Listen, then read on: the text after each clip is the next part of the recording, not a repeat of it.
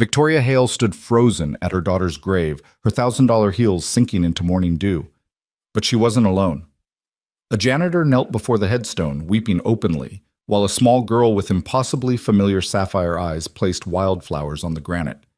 When the child looked up, Victoria's world shattered. Those eyes, Leah's eyes, stared back at her from a face she'd never seen before. "Grandma?" the girl whispered. The word hit Victoria like a freight train. She had a granddaughter, and she'd never known. Stay with me until the end of this story, and please comment what city you're watching from so I can see how far this tale has traveled. The morning of October 12th arrived the way it always did, cold, gray, and heavy with ghosts. Victoria Hale sat in the back of her black Mercedes S-Class, watching the city blur past through tinted windows. Her driver, James, knew better than to speak on this particular day.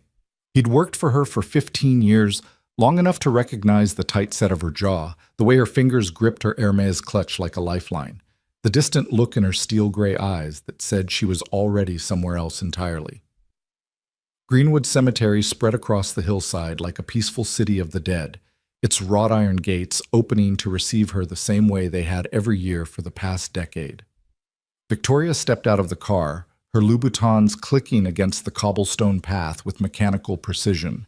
She wore black. She always wore black on this day. A tailored Armani suit that cost more than most people's monthly rent, but felt like prison clothes against her skin. "I'll be an hour," she told James without looking back. "Yes, ma'am." The path to Leah's grave wound through ancient oak trees that had witnessed 100 years of grief. Victoria had walked it so many times she could do it blindfolded. Past the Anderson family plot with its marble angels, past the weathered bench where she'd once found an elderly man feeding squirrels, talking to his wife's headstone about their grandchildren, past the small pond where ducks congregated, indifferent to human sorrow. Section 7, row 12, plot 3. She knew the coordinates like she knew her own social security number, but today something was different. As Victoria rounded the final bend, she heard something that didn't belong in this sanctuary of silence. The sound of crying, not the quiet, dignified tears of someone paying respects, but genuine, gut-wrenching sobs that spoke of fresh pain, not decade-old grief. She slowed her pace, her business instincts immediately shifting into alert mode. In her world, unexpected variables meant danger. Control meant survival. When Leah's grave came into view, Victoria stopped so abruptly she nearly lost her balance. A man knelt before her daughter's headstone. He wore a janitor's uniform, navy blue coveralls with a patch that read Riverside Community Center, and his shoulders shook with the kind of crying that came from somewhere deep and raw. His hands were pressed against the granite marker, and his head was bowed as if in prayer. But it wasn't just the man. Beside him, a small girl stood arranging stones and wildflowers at the base of the grave. She couldn't have been more than 7 years old, with dark hair pulled back in a simple ponytail and wearing a purple jacket that had clearly been patched and repatched with care. She hummed softly to herself as she worked, completely absorbed in her task, placing each stone and flower with deliberate tenderness. Victoria's first instinct was anger. This was her grief, her daughter, her private place of mourning. Who were these people? What gave them the right to... The girl looked up. Time stopped. The world tilted on its axis, and Victoria felt the ground dissolve beneath her feet. The child's eyes, dear God, her eyes, were the exact shade of sapphire blue that Victoria saw every time she closed her own eyes. Deep, vivid blue with flecks of gold around the pupils. Leah's eyes. Eyes that Victoria would recognize anywhere, anytime, under any circumstances. Eyes that had looked up at her from a hospital bassinet 33 years ago. Eyes that had sparkled with laughter at Christmas mornings and hardened with defiance during their last terrible argument. Eyes that should have been buried in this ground for 10 years, but here they were, staring at Victoria from a small, living face. The girl tilted her head, studying Victoria with the unself-conscious curiosity of childhood. "Are you the lady?" she asked, her voice clear and sweet. "Theo Michael said a lady comes here sometimes. A sad lady in fancy clothes." Victoria opened her mouth, but no sound came out. Her throat had closed completely. The man, Michael, looked up sharply. When he saw Victoria standing there, his face went pale. He scrambled to his feet, one hand instinctively moving to the girl's shoulder in a protective gesture. "Victoria," he said, and his voice cracked on her name. We didn't think you'd come so early. You usually come at noon." He'd been watching her, tracking her visits, deliberately avoiding her. "Who are you?" Victoria finally managed, though her voice sounded strange and distant to her own ears. "Who is this child?" Michael's hand tightened on the girl's shoulder. His eyes, dark brown and exhausted, with deep circles underneath that spoke of sleepless nights, met Victoria's with something that looked like fear and resignation mixed together. "My name is Michael Torres," he said slowly. "I was Daniel's best friend. And this—" He paused, taking a deep breath that seemed to require every ounce of courage he possessed. "This is Elena, Leah's daughter." The words hit Victoria like physical blows. Leah's daughter, Leah's daughter. Her daughter had a daughter. "That's impossible," Victoria heard herself say, but even as the words left her mouth, she was looking at the child, at Elena, and seeing the undeniable truth written in every feature, the curve of her cheekbones, the shape of her chin, the way she bit her lower lip nervously, exactly the way Leah used to do. "Leah never had a child," Victoria continued, her voice rising. "She died in that accident when she was 23. She was studying architecture in Seattle. She wasn't even seeing anyone seriously. There was no pregnancy, no baby, no—" "She was pregnant," Michael interrupted quietly. "She gave birth to Elena 2 months before the accident, before she came home to try to tell you." The cemetery spun. Victoria's knees buckled, and she grabbed onto a nearby headstone for support. The granite was cold and solid beneath her palm, real, tangible, grounding. "You're lying," she whispered. "This is some kind of scam. You saw my name, you did research, you found a child who looks like—" "I'm not lying." Michael's voice was gentle but firm. "And I'm not here for money. I didn't even want you to know about Elena until she was older, until I could figure out how to explain who you were. What happened?" Elena tugged on Michael's coveralls. "Tio, why is the lady angry?" "She's not angry, mija," Michael said softly, kneeling down to the child's level. "She's just surprised. This is your grandmother." "My grandmother." Elena's eyes went wide. She looked at Victoria with renewed interest, but also uncertainty. "The one from the letter?" "Yes, sweet girl, the one from the letter." Victoria felt like she was drowning. "What letter? What are you talking about? I demand an explanation right now, or I'm calling security." Michael stood up slowly. He reached into his pocket and pulled out an envelope, yellowed with age, worn soft at the edges from being handled many times. He held it out to Victoria with a hand that trembled slightly. "Leah wrote this a week before she died," he said. "She was planning to mail it, but she wanted to wait until after she talked to you in person. She never got the chance." Victoria stared at the envelope like it was a snake. Her name was written across the front in handwriting she would have recognized anywhere. Leah's handwriting, looping and artistic, with the capital V turned into a little flourish.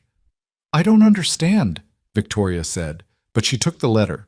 Her hands were shaking so badly she nearly dropped it.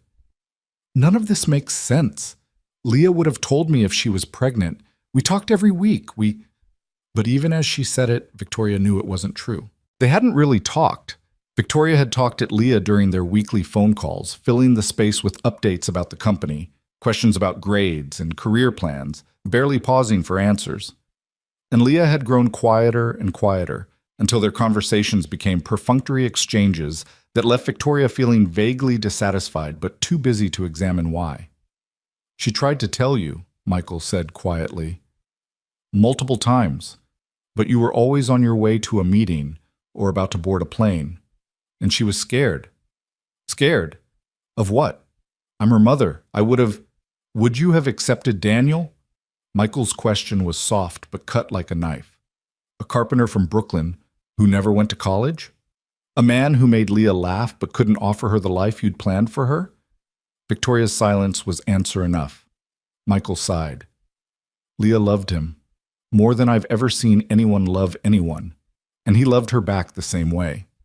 They were happy, Victoria. Really, truly happy. The kind of happy that doesn't need permission or approval.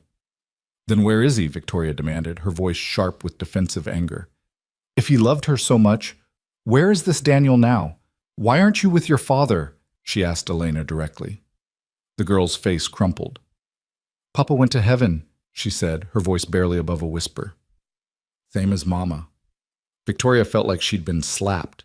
Michael pulled Elena close. Daniel raised Elena alone for 3 years after Leah died. He was a good father, the best. But there was a construction accident, a scaffolding collapse on a site in Queens. He was killed instantly. And you took her, Victoria said, piecing it together. I'm her godfather. It's what Daniel wanted, what Leah wanted. Michael's jaw set stubbornly. I know I'm not rich. I know I can't give her piano lessons or private schools or whatever you think she needs. But I love her. I take care of her. She's safe and happy. Victoria looked at the man in front of her, really looked at him for the first time. He couldn't have been more than 35, but he looked older, worn down by responsibility and grief and probably financial stress. His coveralls were clean but faded from countless washings. His shoes had been resoled. He had the rough hands of someone who worked hard for every dollar. But when he looked at Elena, his whole face transformed with undisguised love. I don't know you, Victoria said, and she hated how vulnerable her voice sounded. I don't know anything about you. Why should I believe any of this? Because of her eyes, Michael said simply. Because you looked at Elena and you knew, immediately, whose child she is. Blood doesn't lie, Victoria. It was true. Victoria's gaze kept being pulled back to Elena, to those impossible sapphire eyes that were windows to a past she'd thought was buried and gone. Read the letter, Michael said. Then, if you want to walk away, we'll never bother you again. We'll disappear, and you can keep coming here every year and mourning the daughter you think you knew. Or, he paused, his voice dropping even lower. Or you can meet your granddaughter, really meet her, not as a mistake or a surprise, but as the living proof that Leah's life wasn't wasted, that she left something beautiful behind. Elena was watching Victoria now with those devastating eyes. Are you really my grandma? She asked again. Tio Michael says my mama looked just like you when she smiled, but he says you don't smile very much anymore. Victoria felt something crack inside her chest. When was the last time she'd smiled? Really smiled, not the corporate smile she wore to board meetings and charity galas. She couldn't finish the sentence, couldn't find words for the storm of emotions tearing through her. Instead, she looked down at the letter in her hands. The paper was soft, fragile. She could rip it up right now. Throw the pieces in the air and walk away. Pretend this had never happened. Return to her controlled, ordered, pain-managed life. But her fingers were already sliding under the envelope flap. Elena, mija, let's go sit by that tree, Michael said gently, guiding the girl away. Let's give the lady some privacy. Will she want to be my grandma? Elena asked as they walked. I don't know, sweet girl. We'll have to wait and see. Victoria barely heard them. She'd pulled the letter out, 3 pages, covered front and back in Leah's handwriting. The date at the top was July 28th, almost exactly 2 months before her death. Dear Mom, I've started this letter 27 times. Each time I get 3 sentences in and realize I have no idea how to say what I need to say.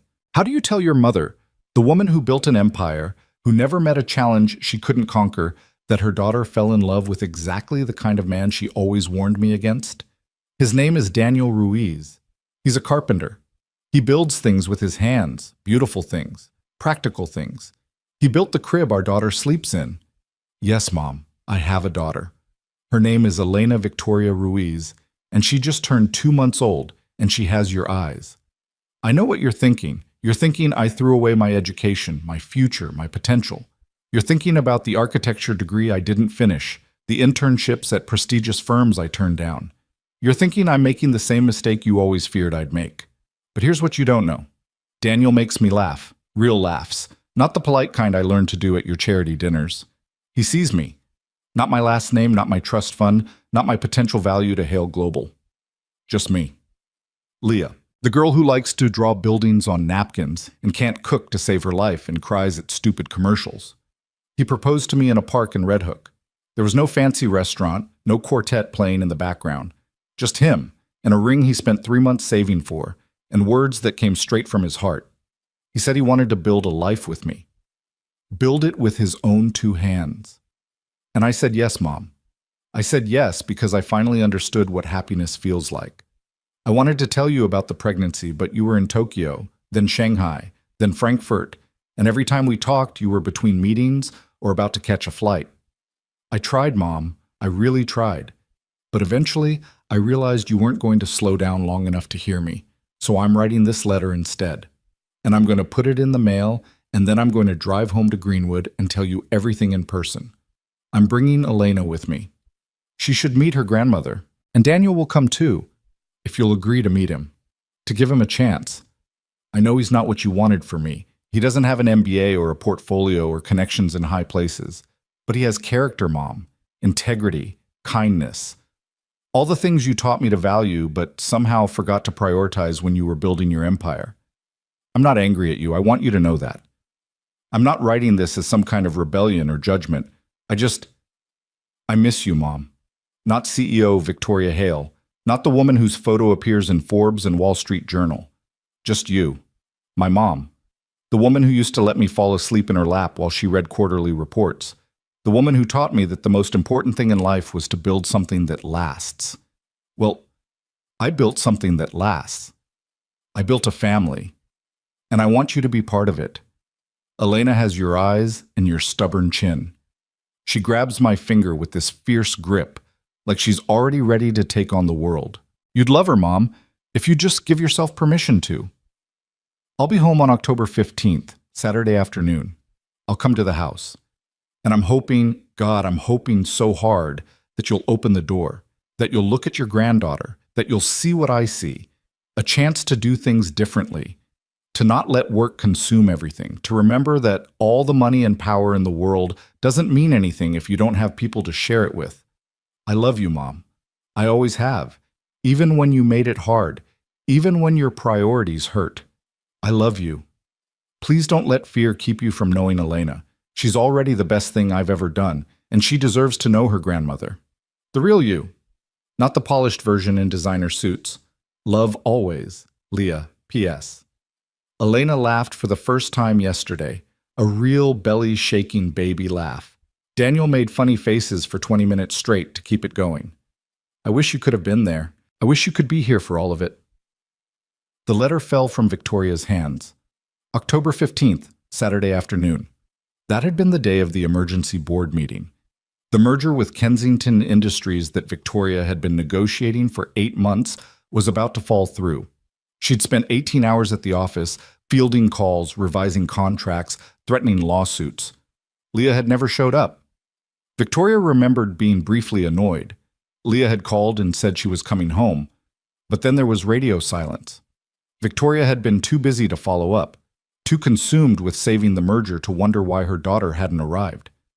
The accident had happened on October 14th, late evening. Leah's car had skidded on a rain-slicked highway outside of Greenwood. She'd died instantly, they said. No suffering. She'd been coming home to introduce Victoria to her granddaughter. And Victoria had been too busy to even notice she was missing until the police knocked on her door at midnight with the news that shattered her world. The grief that Victoria had kept locked away for 10 years came roaring up like a tidal wave. She made a sound, something between a sob and a gasp, and her knees finally gave out completely. She collapsed onto the grass in front of Leah's grave, her expensive suit forgotten, her carefully constructed composure demolished. "I'm sorry," she whispered to the headstone. "Oh God, Leah, I'm so sorry. You were trying to tell me. You were trying to come home, and I was too busy. I was too—" Small arms wrapped around her neck. Victoria looked up through tears to find Elena hugging her, the child's thin arms surprisingly strong. "Don't cry, Grandma," Elena said softly. "Theo Michael says crying means you love somebody very much. He says it's okay to be sad about my mama. I get sad too sometimes. But then I remember she's watching from heaven, and that makes it a little better." Victoria couldn't speak. She could only hold on to this small, precious child, this piece of Leah she'd never known existed, and weep for everything she'd lost, for the daughter who'd tried to reach her, for the years with Elena she'd already missed, for the family that had been stolen by her own blindness and arrogance. Michael stood a few feet away, giving them space but watching carefully. His expression was unreadable, but his eyes were suspiciously bright. "She looks like Leah when she sleeps," he said quietly. "Daniel used to say it was like having a piece of her back. I didn't understand what he meant until after he died, when I'd watch Elena sleeping and see Leah's face in hers." Victoria pulled back slightly, framing Elena's face with her hands. Yes, she could see it. The shape of her nose, the arch of her eyebrows, the curve of her smile when she offered a shy, tentative grin. "How old are you?" Victoria asked, her voice rough. 7 3/4, Elena said proudly. "Almost 8. My birthday is May 20th. Tio Michael says that's the day spring finally decided to show up the year I was born." May 20th. Victoria had spent that day, like every day, in her office. "What's your favorite color?"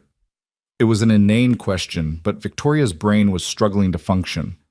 Purple, and also yellow, and sometimes green, but only the really bright kind, not the dark kind.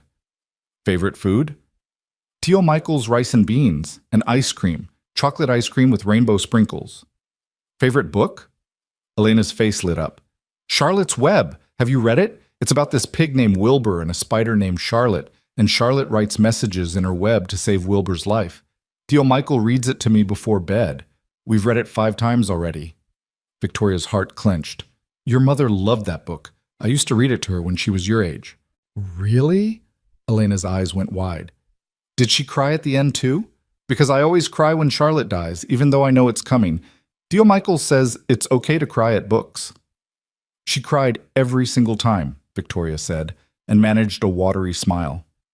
Even when she got older. Even when she could recite the whole thing from memory. Michael cleared his throat. Victoria, I know this is overwhelming. We should probably give you some space. Elena and I can... No, Victoria said sharply, then softened her tone. Please, don't go yet. I have questions, so many questions. Michael and Elena exchanged a look. The girl nodded solemnly, and Michael sighed. Okay, we can talk. But maybe not here? Elena gets cold easily, and it's getting chilly. Victoria looked around the cemetery as if seeing it for the first time. The morning had warmed slightly, but clouds were rolling in, promising rain later. My car, she said, standing up on wobbly legs. We can sit in my car. It's warm. And private. They walked together to where James waited by the Mercedes. His eyes widened when he saw Victoria, red-eyed, her makeup ruined, grass stains on her knees, but he was too professional to comment. James, please give us some privacy, Victoria said. Take a walk. Come back in an hour. Of course, ma'am. The 3 of them settled into the back seat, Michael and Elena on one side, Victoria on the other, with what felt like a canyon of leather upholstery between them. Tell me everything, Victoria said. From the beginning. How did Leah meet Daniel? And Michael told her. About the coffee shop in Park Slope where Leah had been sketching building designs and spilled her latte all over Daniel's work plans. About how he'd laughed instead of getting angry, and they'd spent 2 hours talking while he redrew everything from memory. About their first date at a tiny Italian restaurant where the owner's grandmother cooked and Daniel knew everyone by name. About the way Leah had called Michael one night, breathless with joy, saying she'd met someone who made her feel like she could be herself, completely, totally herself, without apology. Daniel was a good man, Michael said, his voice thick with emotion. The best man I've ever known. He worked hard. He was honest. He treated Leah like she was the most precious thing in the world, which, to him, she was. Why didn't she tell me? Victoria asked. Why hide it? Michael looked uncomfortable. She wasn't hiding it exactly. She was waiting for the right time. But every time she tried to bring it up, you'd change the subject to her studies or her career prospects. And when she got pregnant, he glanced at Elena, choosing his words carefully. She knew you'd have opinions, strong opinions. She wanted to be strong enough to weather them first. Victoria felt the accusation in his words, even though his tone was gentle. And after she died? Victoria pressed. Why didn't Daniel contact me then? Surely I had a right to know about my granddaughter. Michael's jaw tightened. He tried. Once. He called your office about 3 months after Leah's funeral. He was struggling, grief-stricken, dealing with an infant alone. He managed to get through to your assistant. He explained who he was, asked if there was any way to speak with you. Victoria's stomach dropped. I never got that message. Your assistant told him you were in no condition to be bothered with claims from random men, that if he had legitimate business with Hale Global, he should contact the legal department. Daniel hung up and never called back. Who? Victoria's voice was sharp. Which assistant? Does it matter? He's gone now, Victoria. Daniel's gone. He raised Elena alone for 3 years, working 2 jobs to make ends meet, singing her to sleep every night with the same songs Leah used to sing. He was an incredible father. And then he died in an accident that could have been prevented if the construction company had followed proper safety protocols. I would have helped, Victoria said desperately. If I'd known, I would have... Would you? Michael asked quietly. Really? Or would you have tried to take Elena away from the only father she'd ever known? Would you have judged Daniel the way you would have judged him if Leah had lived long enough to introduce you? Victoria had no answer to that. She honestly didn't know what she would have done. After Daniel died, I became Elena's legal guardian, Michael continued. I'm a janitor at Riverside Community Center. I make barely enough to cover our rent and food. But we manage. Elena goes to public school. She has friends. She's happy. I wasn't going to reach out to you and risk losing her to some custody battle I couldn't possibly win. Then why today? Victoria asked. Why bring her to the cemetery? Michael's expression softened. Because Elena started asking questions about her grandmother. About you. She found one of Leah's old photo albums, and there were pictures of you and Leah together when she was little. Elena wanted to know why she'd never met you. And he ran a hand through his hair. I couldn't keep lying to her, so I told her the truth, that you didn't know she existed, that her mama died before she could tell you. And I wanted to see, Elena piped up. Tio Michael brings me to visit Mama's grave every month. He says it's important to remember people who loved us. So today, I wanted to see if the sad lady in fancy clothes would come. And you did. She said it with such innocent excitement, as if Victoria's arrival was a wonderful surprise instead of a collision of worlds. I bring flowers, Elena continued.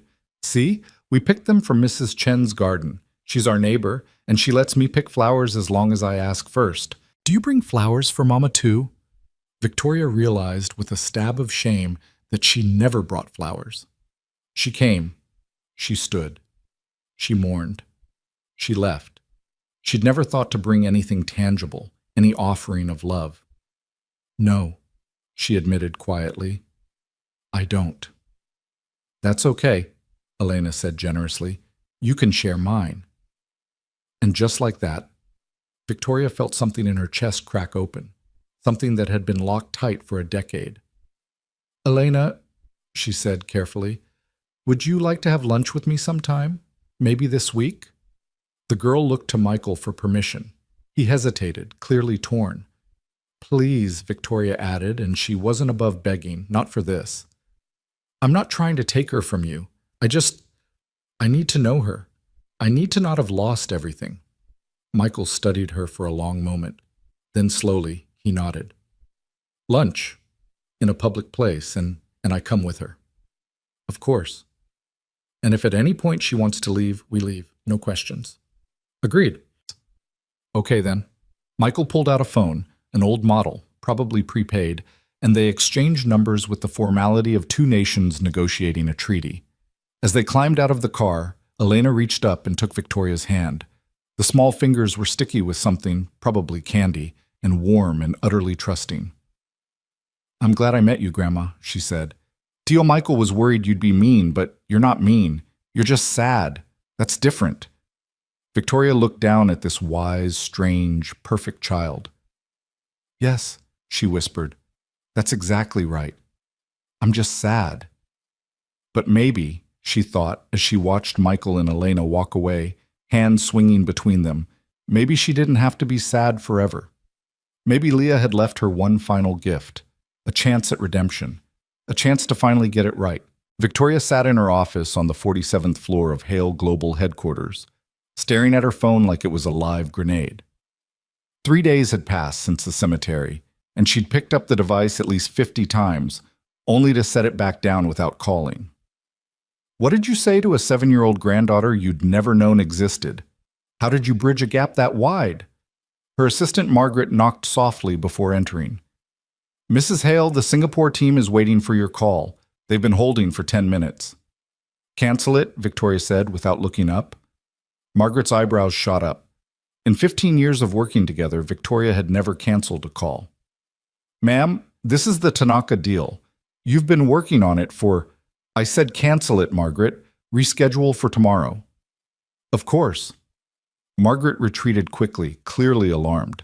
Victoria finally forced herself to dial Michael's number.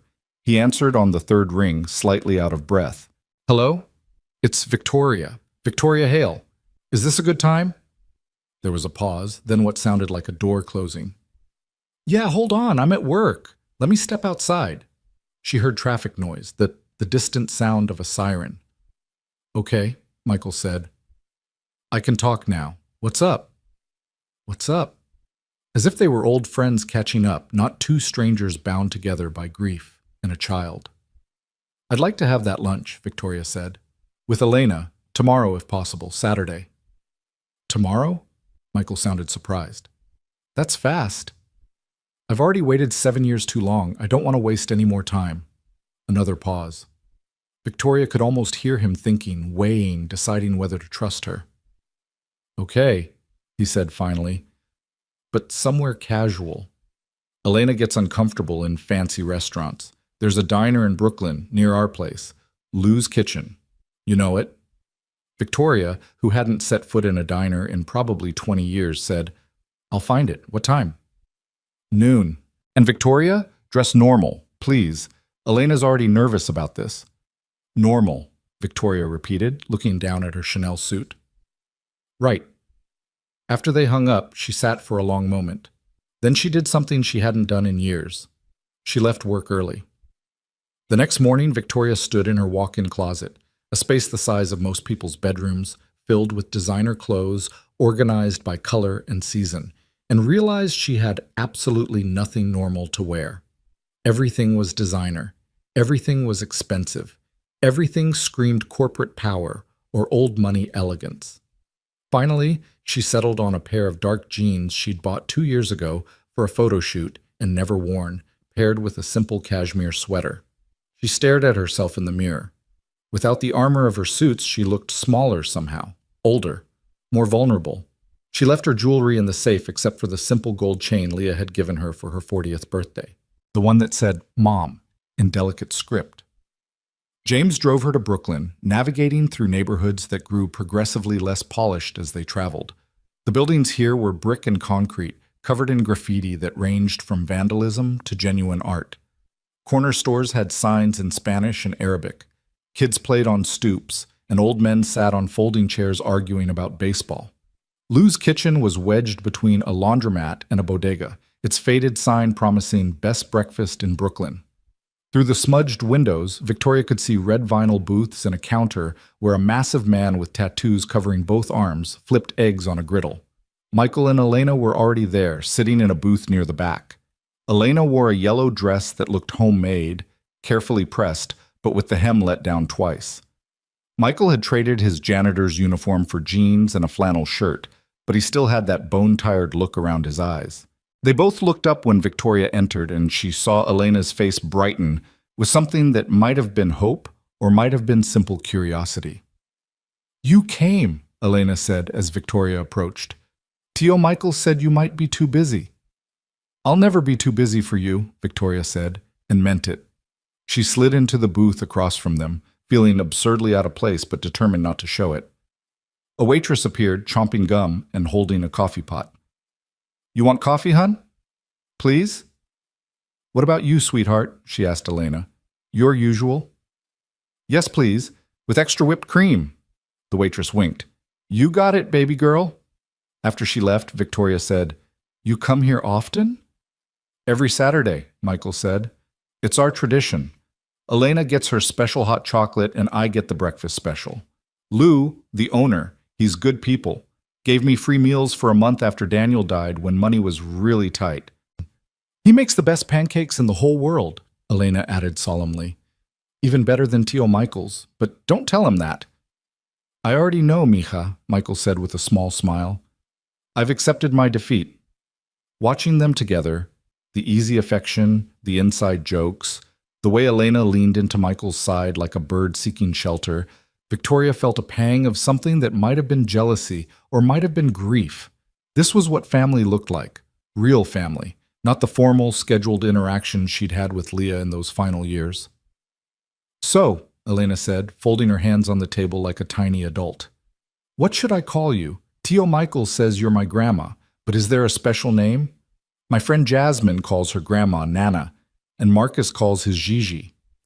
Victoria's throat tightened. What would you like to call me? Elena considered this seriously.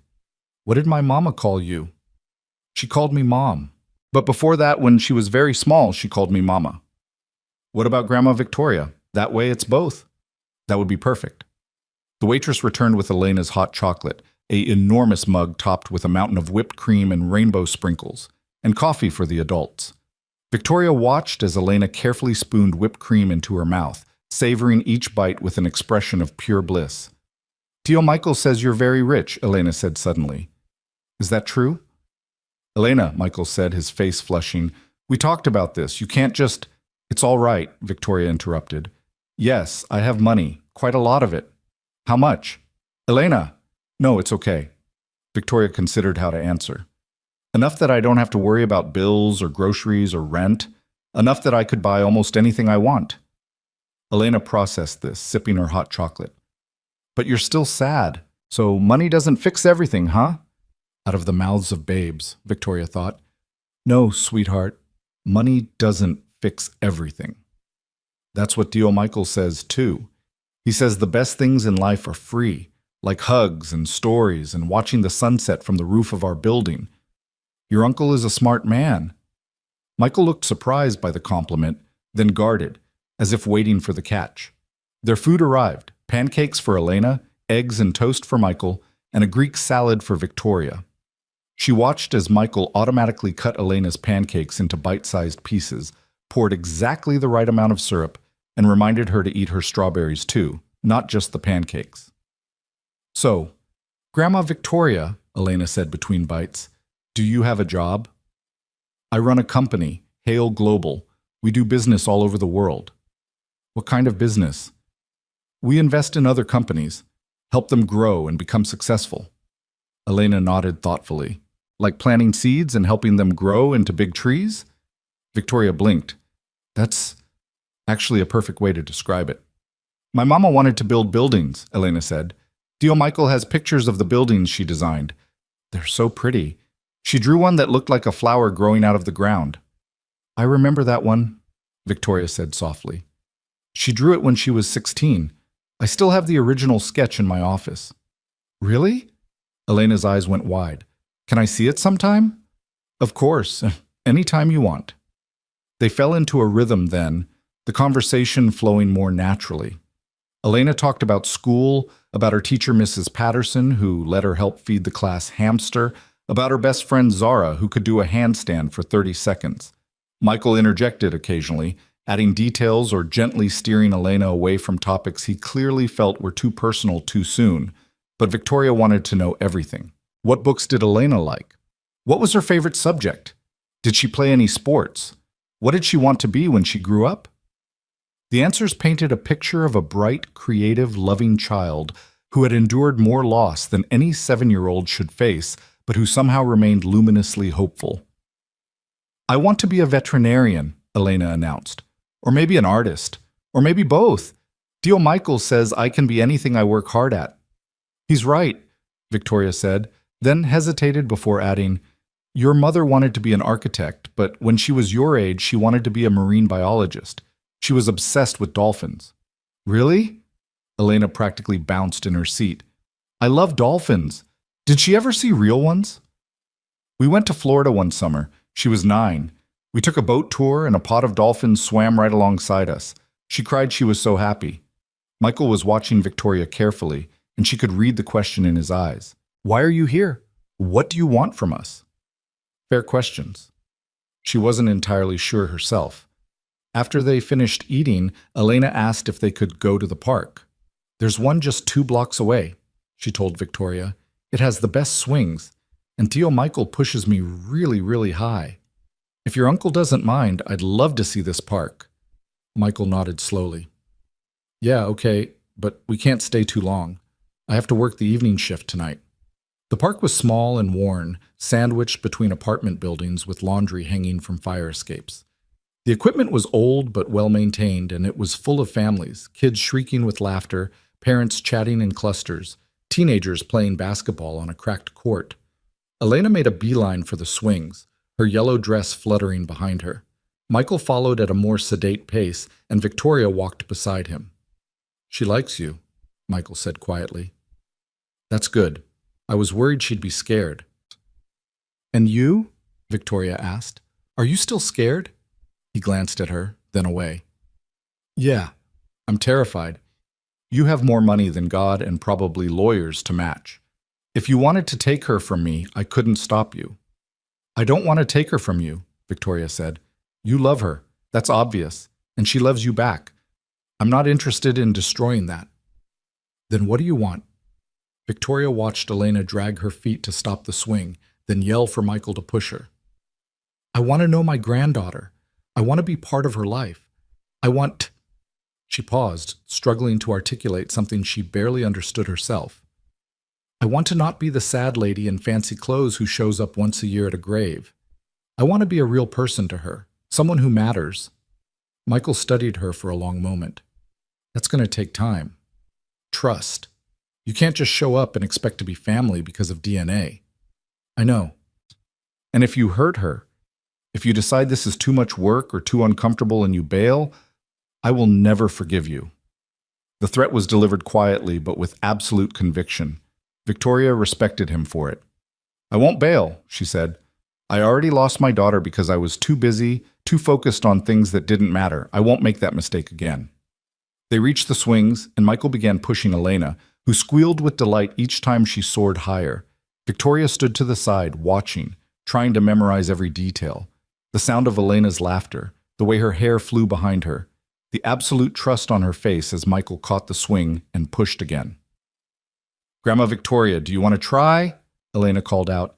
"It's really fun." "Oh, I don't think—" "Please, just try?" So Victoria found herself lowering herself onto the adjacent swing, feeling ridiculous and exposed. When was the last time she'd been on a swing? 40 years ago? 50?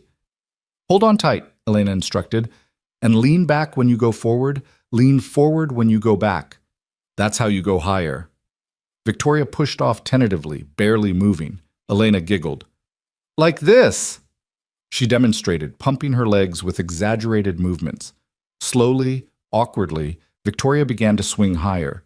The ground dropped away beneath her feet, the sky opened up overhead, and for just a moment, she felt something she hadn't felt in years. Freedom. Lightness. Joy. "You're doing it!" Elena cheered. "You're flying!"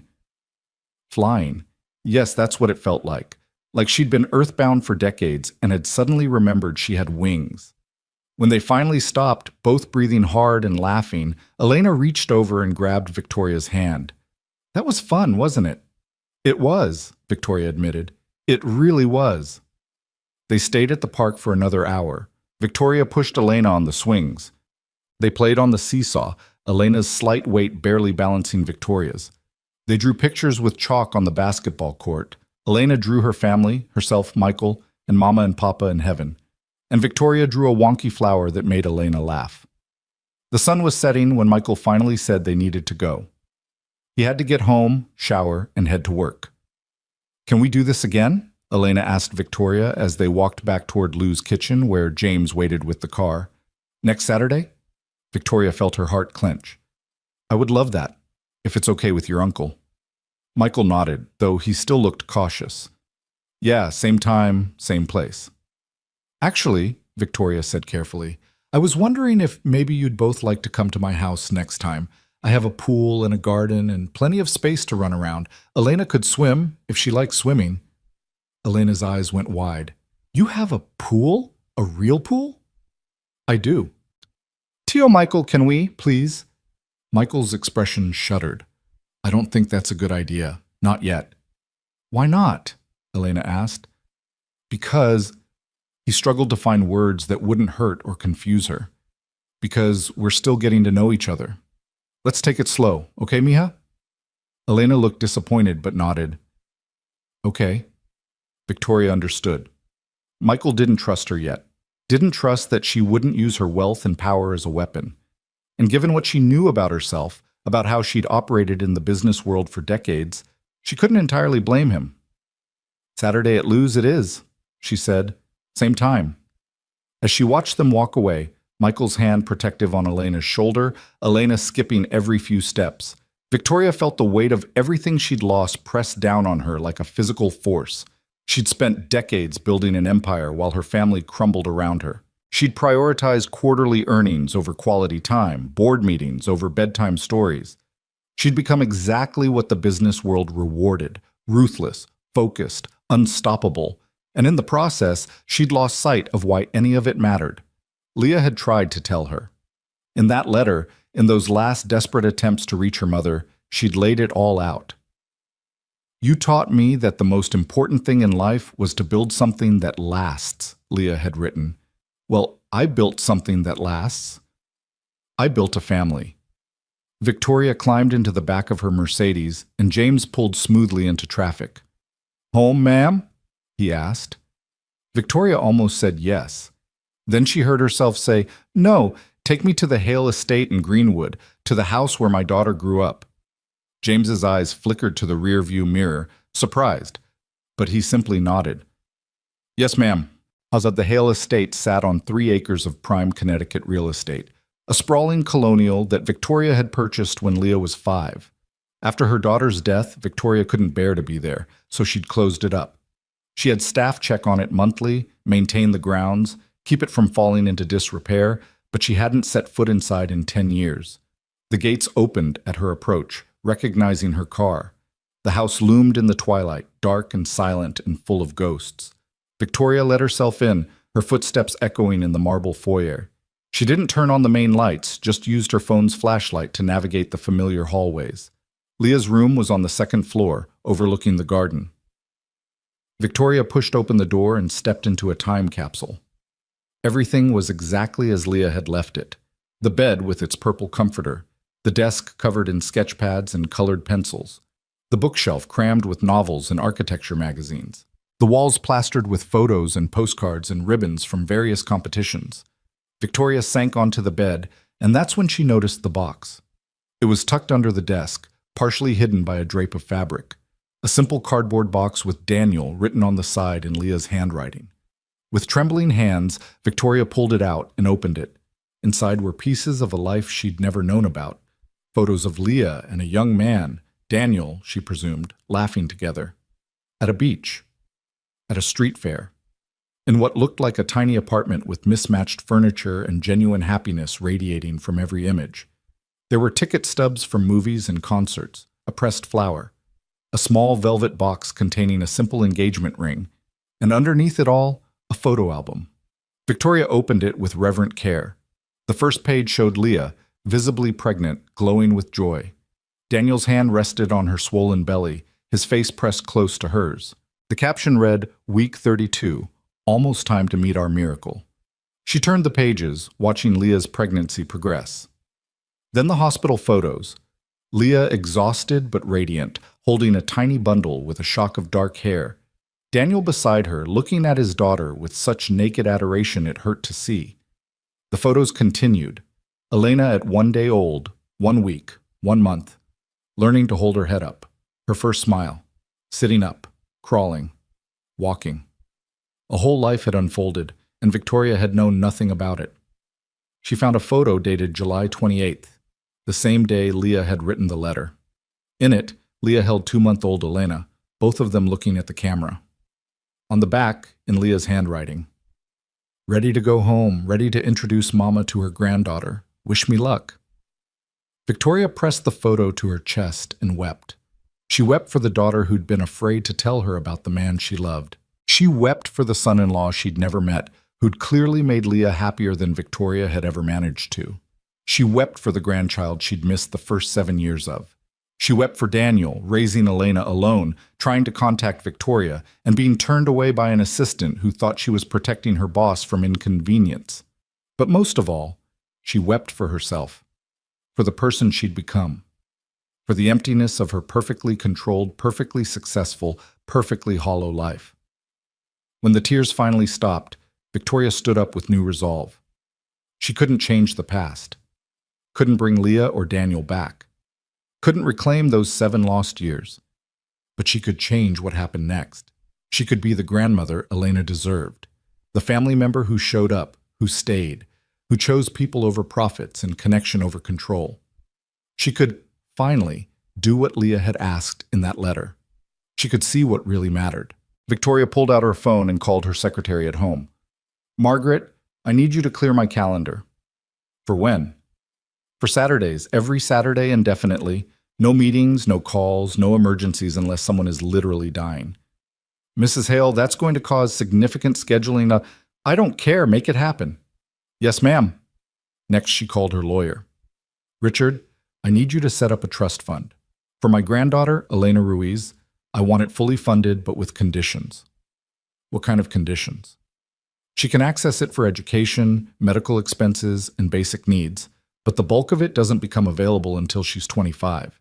And I want a separate account set up for her guardian, Michael Torres. Monthly stipend, enough that he doesn't have to work 2 jobs." "How much are we talking?" Victoria named a figure that made even her wealthy lawyer whistle. "Mrs. Hale, that's..." "Do it. And Richard, I want Michael to have full disclosure. No tricks, no strings, no surprises. He needs to know I'm not trying to buy his cooperation. This is about making sure Elena has what she needs." "Understood. I'll draw up the paperwork." After she hung up, Victoria sat in the dark of Leah's room, surrounded by evidence of a life fully lived, and made a decision. She would sell the company. The thought came out of nowhere but landed with the force of absolute certainty. Hale Global had been her life's work, her identity, her purpose. But what had it gotten her? Money she couldn't spend, power she didn't need, a legacy that would mean nothing to the one person who mattered. Elena would grow up knowing her grandmother not as some distant CEO who sent expensive gifts, but as a real person. Someone who showed up.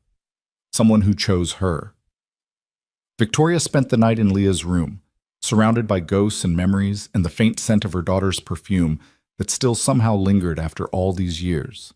She looked through every photo, read every letter Daniel had written to Leah, traced the careful handwriting in Leah's journals, where she'd recorded every milestone of Elena's early life. By dawn, she had a plan. When James picked her up at 8, she looked exhausted but determined. "Take me to Michael Torres's address," she said, handing him a piece of paper. "And stop at a bakery on the way. A good one, not some fancy patisserie. A real neighborhood bakery." They found one in Brooklyn, a Puerto Rican panaderia, where the woman behind the counter greeted James like an old friend when he explained what they needed. "For a little girl? I have just the thing." 20 minutes later, Victoria stood outside a 5-story walk-up in a neighborhood that had clearly seen better days. The building was clean but old, with paint peeling around the windows. A group of teenagers sat on the stoop, eyeing her Mercedes with interest. She clutched the bakery box and climbed the stairs to the 3rd floor, apartment 3B. She could hear music playing inside and a child's laughter. Victoria knocked. The music cut off. Footsteps approached. The door opened to reveal Michael, still in his bathrobe, his hair wet from the shower. His eyes widened when he saw her. "Victoria, what are you... It's 7 in the morning on Sunday." "I know. I'm sorry for coming unannounced, but I needed to tell you something, and it couldn't wait." "Grandma Victoria!" Elena appeared behind Michael, wearing pajamas covered in cartoon cats. "Did you bring breakfast?" Victoria held up the box. "I brought pastries from a bakery called Hernandez's. The woman said the guava pastelitos are the best in Brooklyn." Elena's face lit up. "Those are our favorite. Tio Michael gets them for me on special occasions." Michael looked between Victoria and the box, clearly torn between wariness and curiosity. Finally, he stepped back. "Come in, I guess. But you can't make a habit of just showing up. We need boundaries." I understand, and I promise this is a one-time thing, but I learned something important last night, and I wanted to share it with both of you. The apartment was tiny, a living room that doubled as Michael's bedroom, with a sofa bed currently folded out, and a single small bedroom that was clearly Elena's. But it was spotlessly clean and filled with evidence of love. Elena's drawings covered the refrigerator. Photos of her with Michael and with Daniel decorated every surface.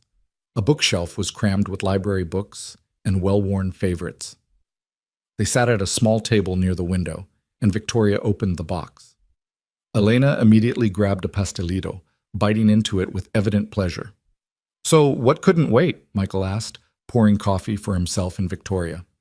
Victoria took a deep breath. "I went to my old house last night, the one where Leah grew up. I found a box in her room, photos of her with Daniel, and an album documenting Elena's first few months." Michael's expression softened. Daniel made that album. He was so proud of every little thing Elena did. First smile, first tooth, first time she grabbed his finger. "It was beautiful," Victoria said quietly. "And it made me realize something. I've spent the last 10 years mourning my daughter, but I never really knew her, not the adult she became. I knew the child I raised, the teenager I tried to control, but I didn't know the woman who fell in love with a carpenter and chose happiness over ambition." She pulled out the photo from the back of the album, Leah and Elena, ready to come home. She was bringing Elena to meet me. She was ready to fight for her family, to make me see what really mattered, and I was too busy to even notice she was missing until it was too late.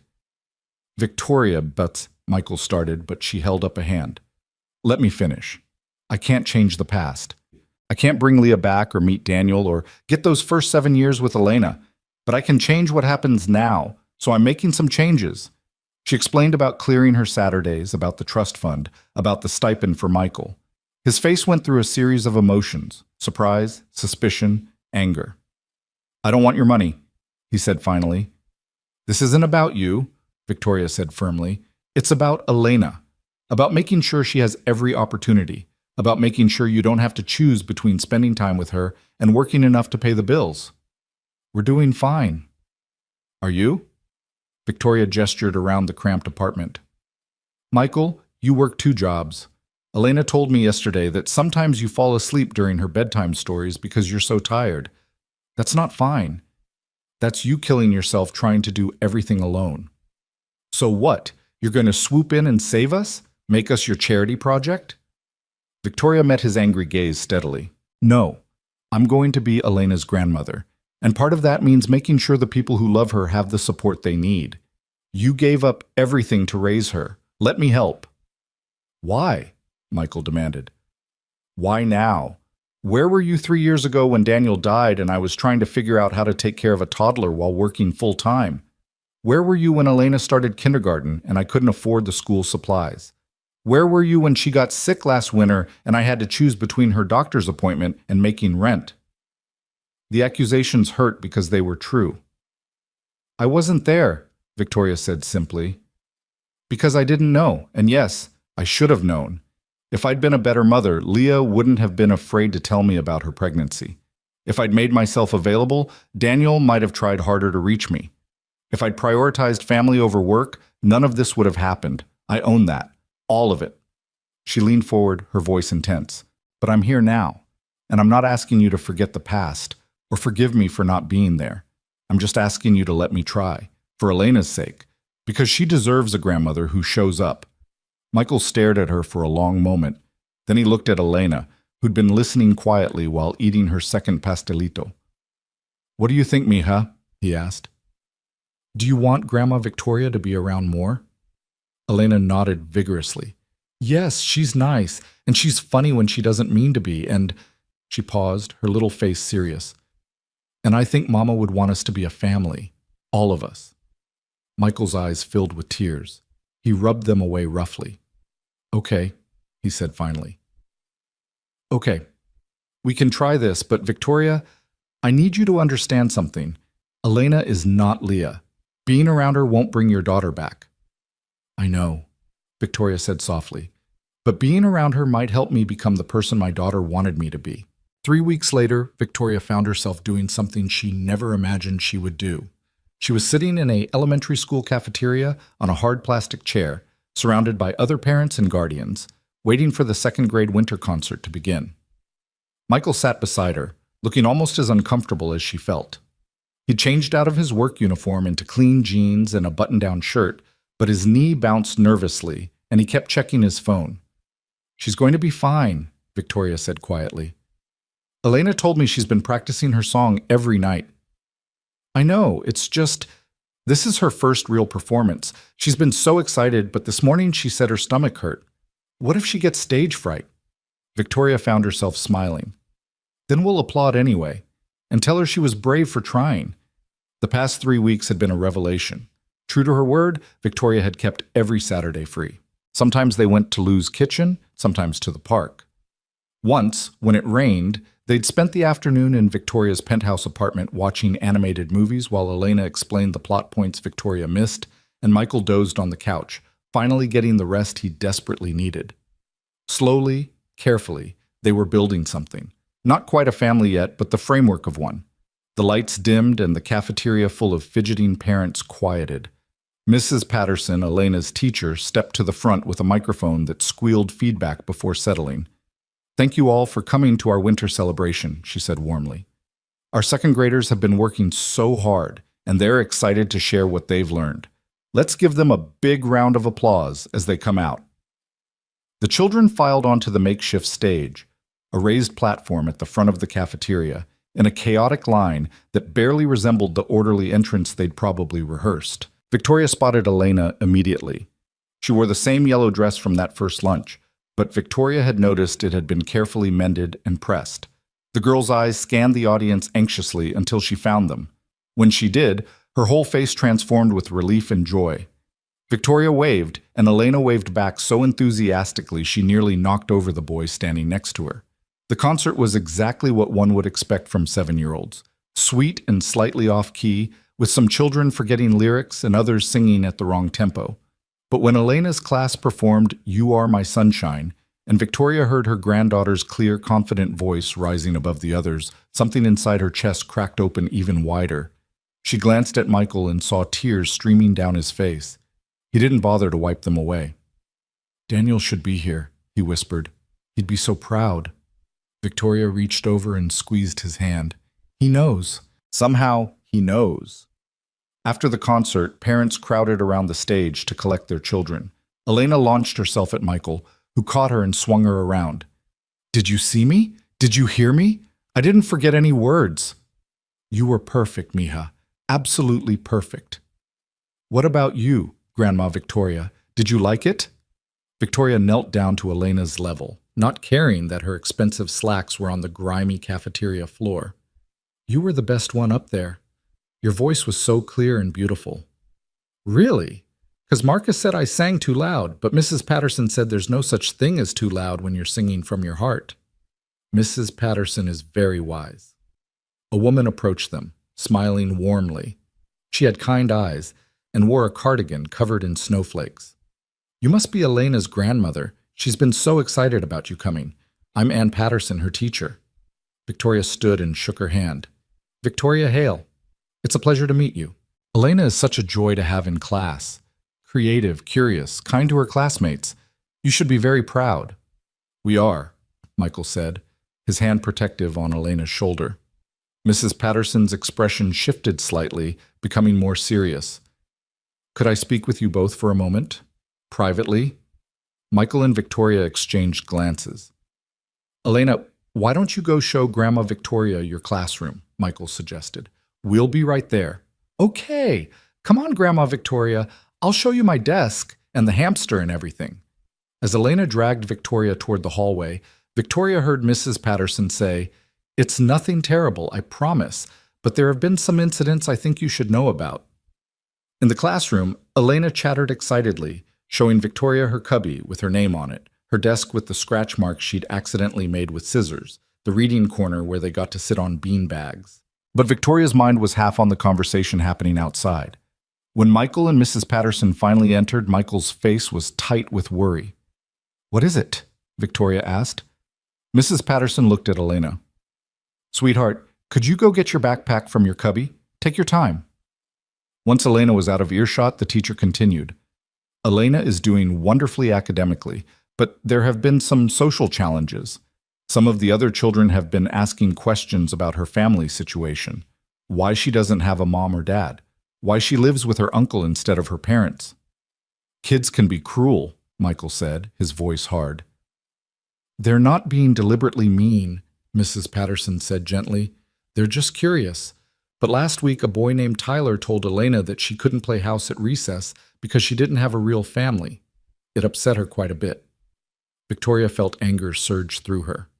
Which child is Tyler? I'd like to speak with his parents. That won't be necessary, Mrs. Patterson said quickly. We addressed it immediately.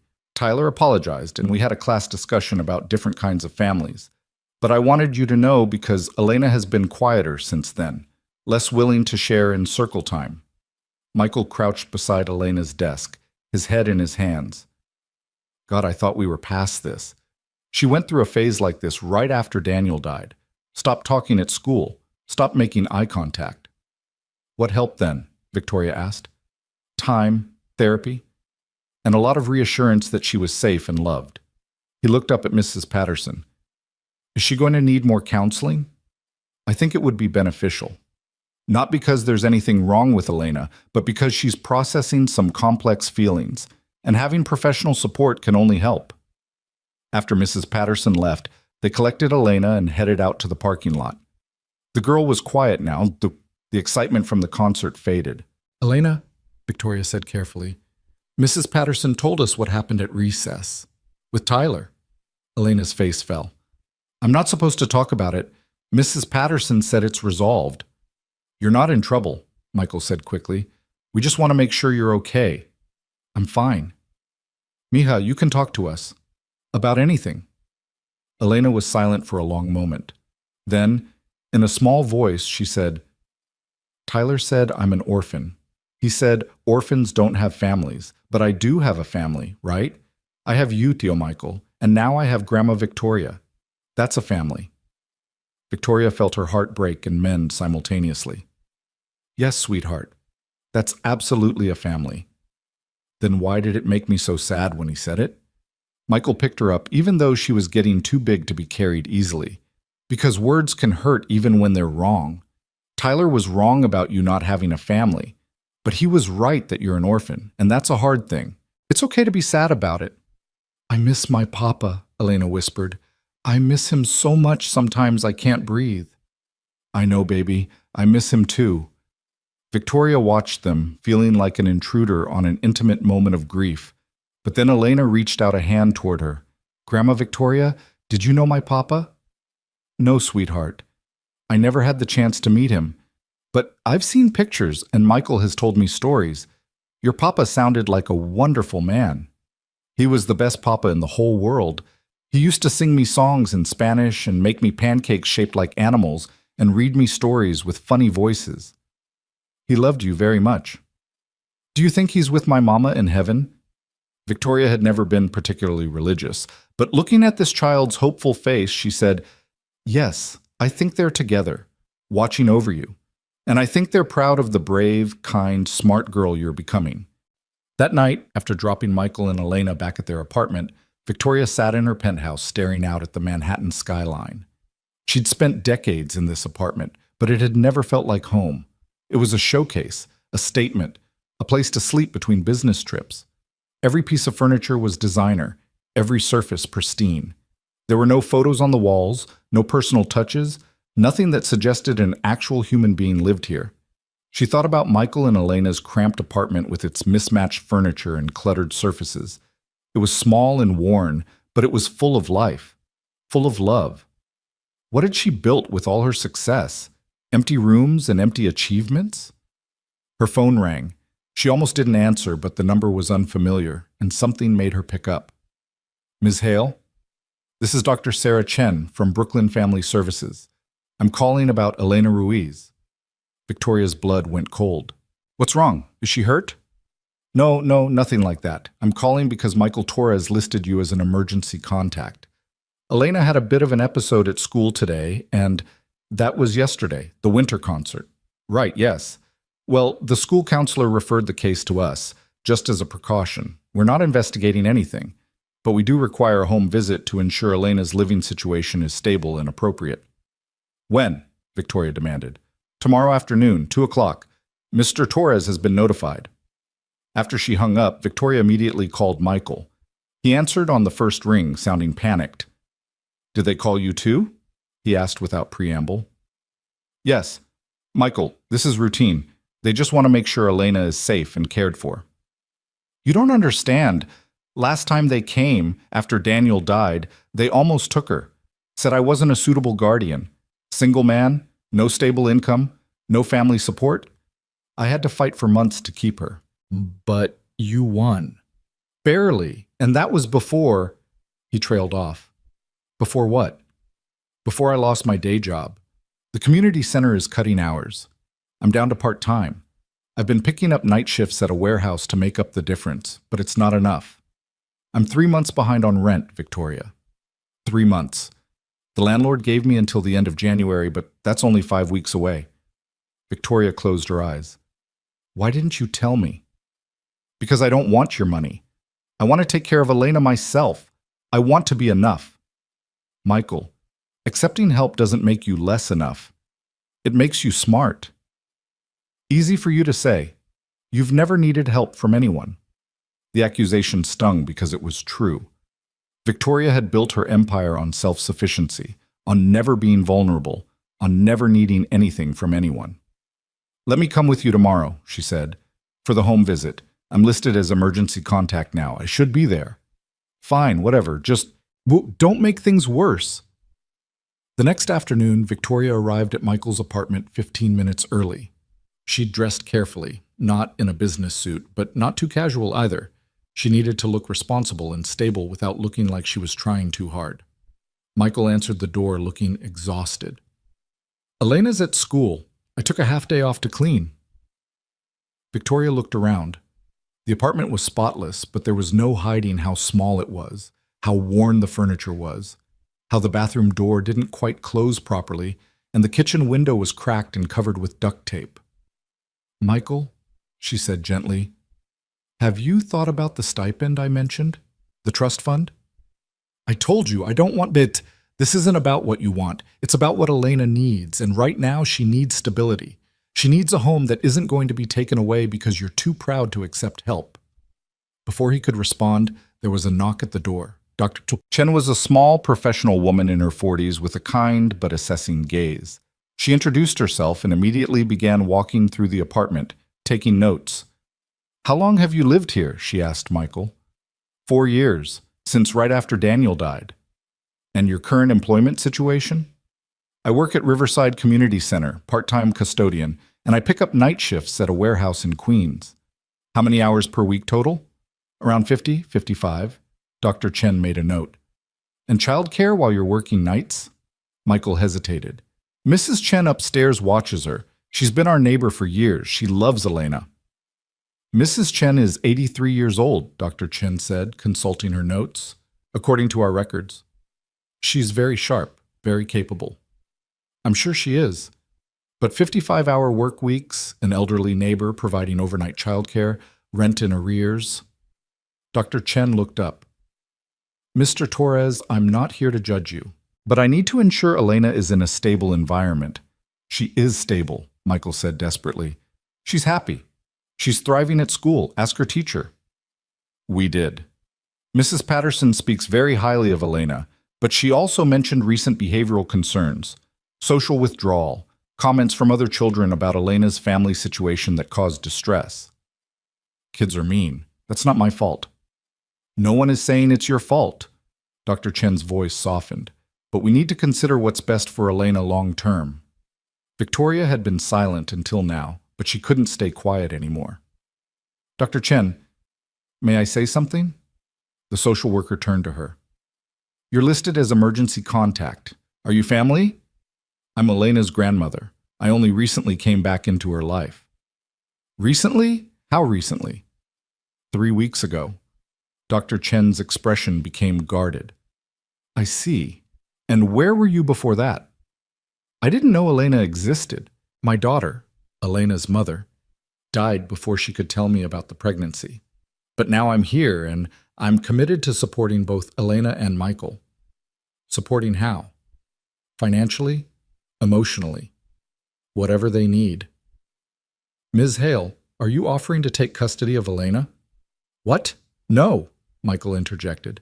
Absolutely not. Elena stays with me. I'm not trying to take her, Victoria said quickly. I'm trying to help. I've established a trust fund for Elena's education and future needs, and I'm providing Michael with a monthly stipend so he doesn't have to work himself to death just to keep a roof over their heads. Dr. Chen made more notes. How much is this stipend? Victoria named the amount. The social worker's eyebrows rose. That's quite generous. My granddaughter deserves stability. Michael has been providing that on his own for 4 years with minimal resources. I'm simply ensuring he has the support he needs to continue being the excellent guardian he already is. And what do you get out of this arrangement? The question was sharp, probing. Victoria met Dr. Chen's gaze steadily. I get to know my granddaughter. I get to be part of her life.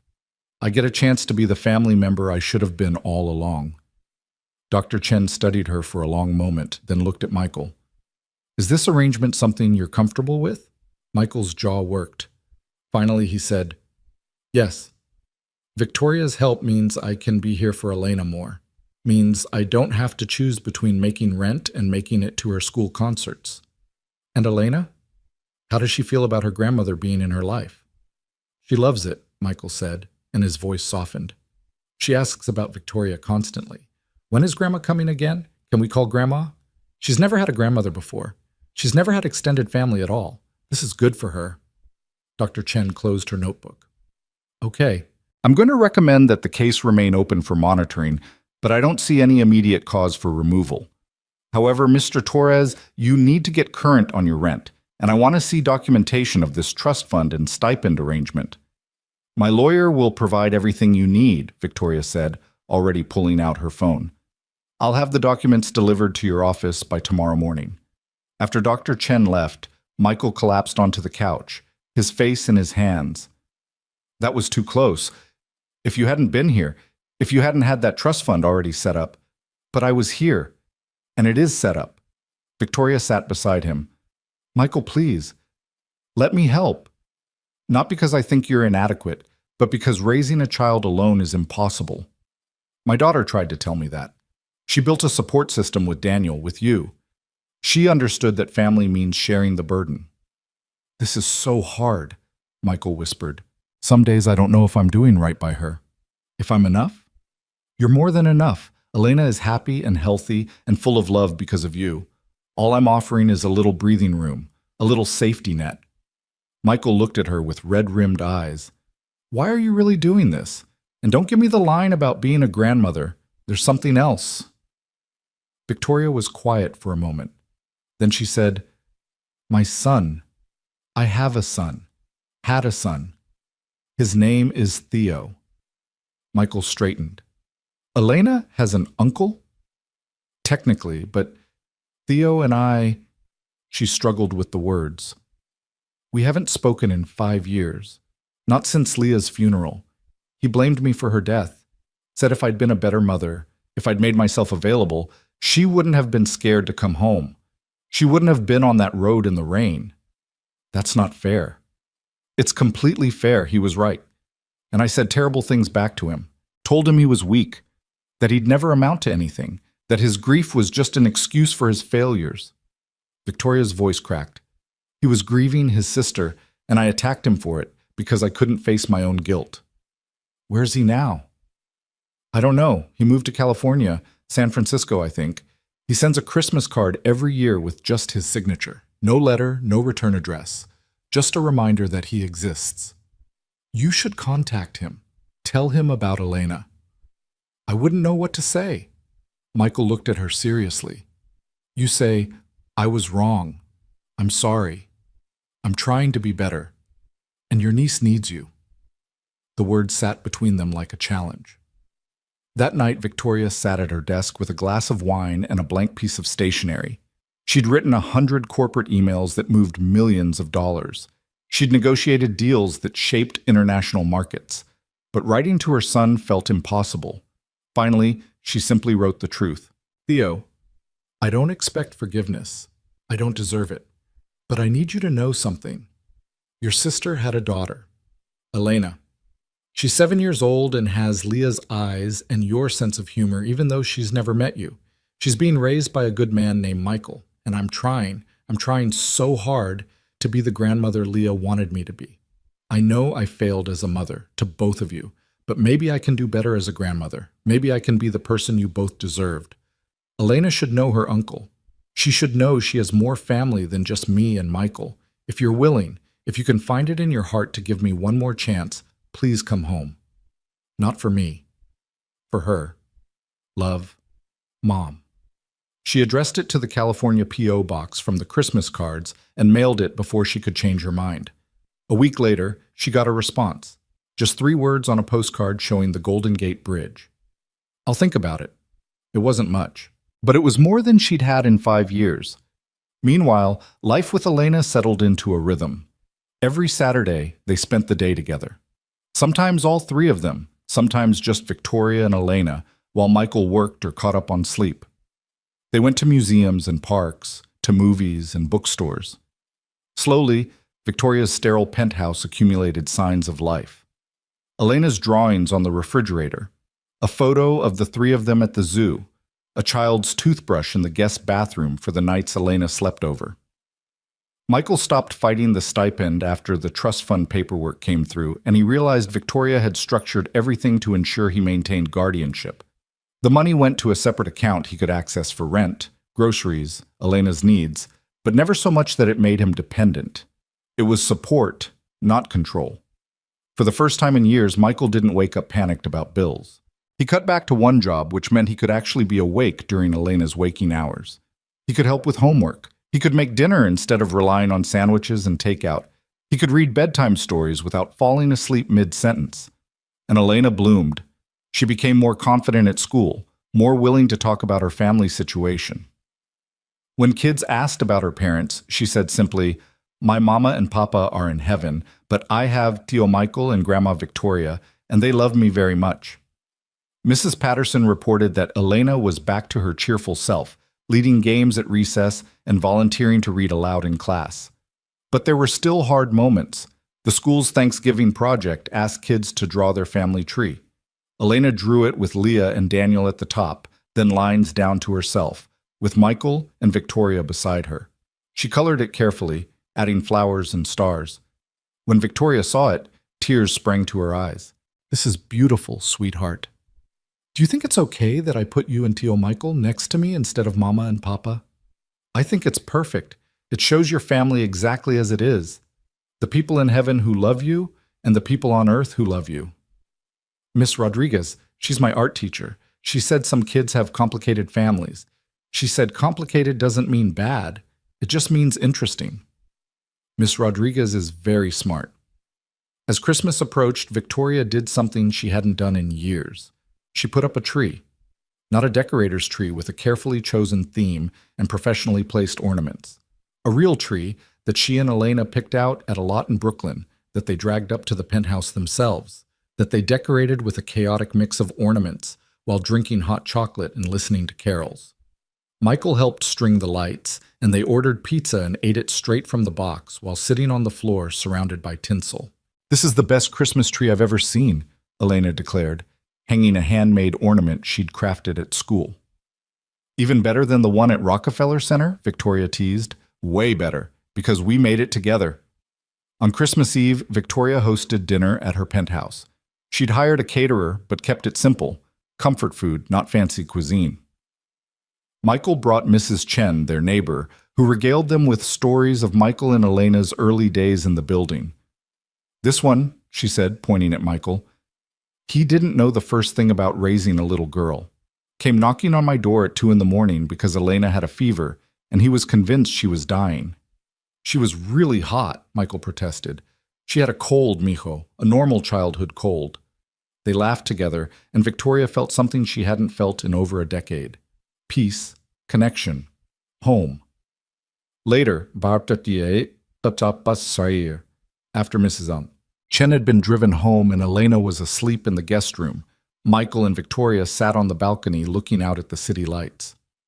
"Thank you," Michael said quietly, "for all of this, for not trying to take her, for helping instead of controlling. Thank you for letting me in. I know it wasn't easy." "It's getting easier." He paused. "Elena asked me yesterday if you were going to live with us." Victoria laughed. "What did you tell her?" "That you have your own place, but—" He looked uncomfortable. "She said she wished we could all live together, like a real family." "We are a real family, Michael. We're just spread across a few zip codes." "Yeah," he smiled. "Yeah, I guess we are." They sat in comfortable silence, watching the city breathe below them, and Victoria thought about how much had changed in just 3 months.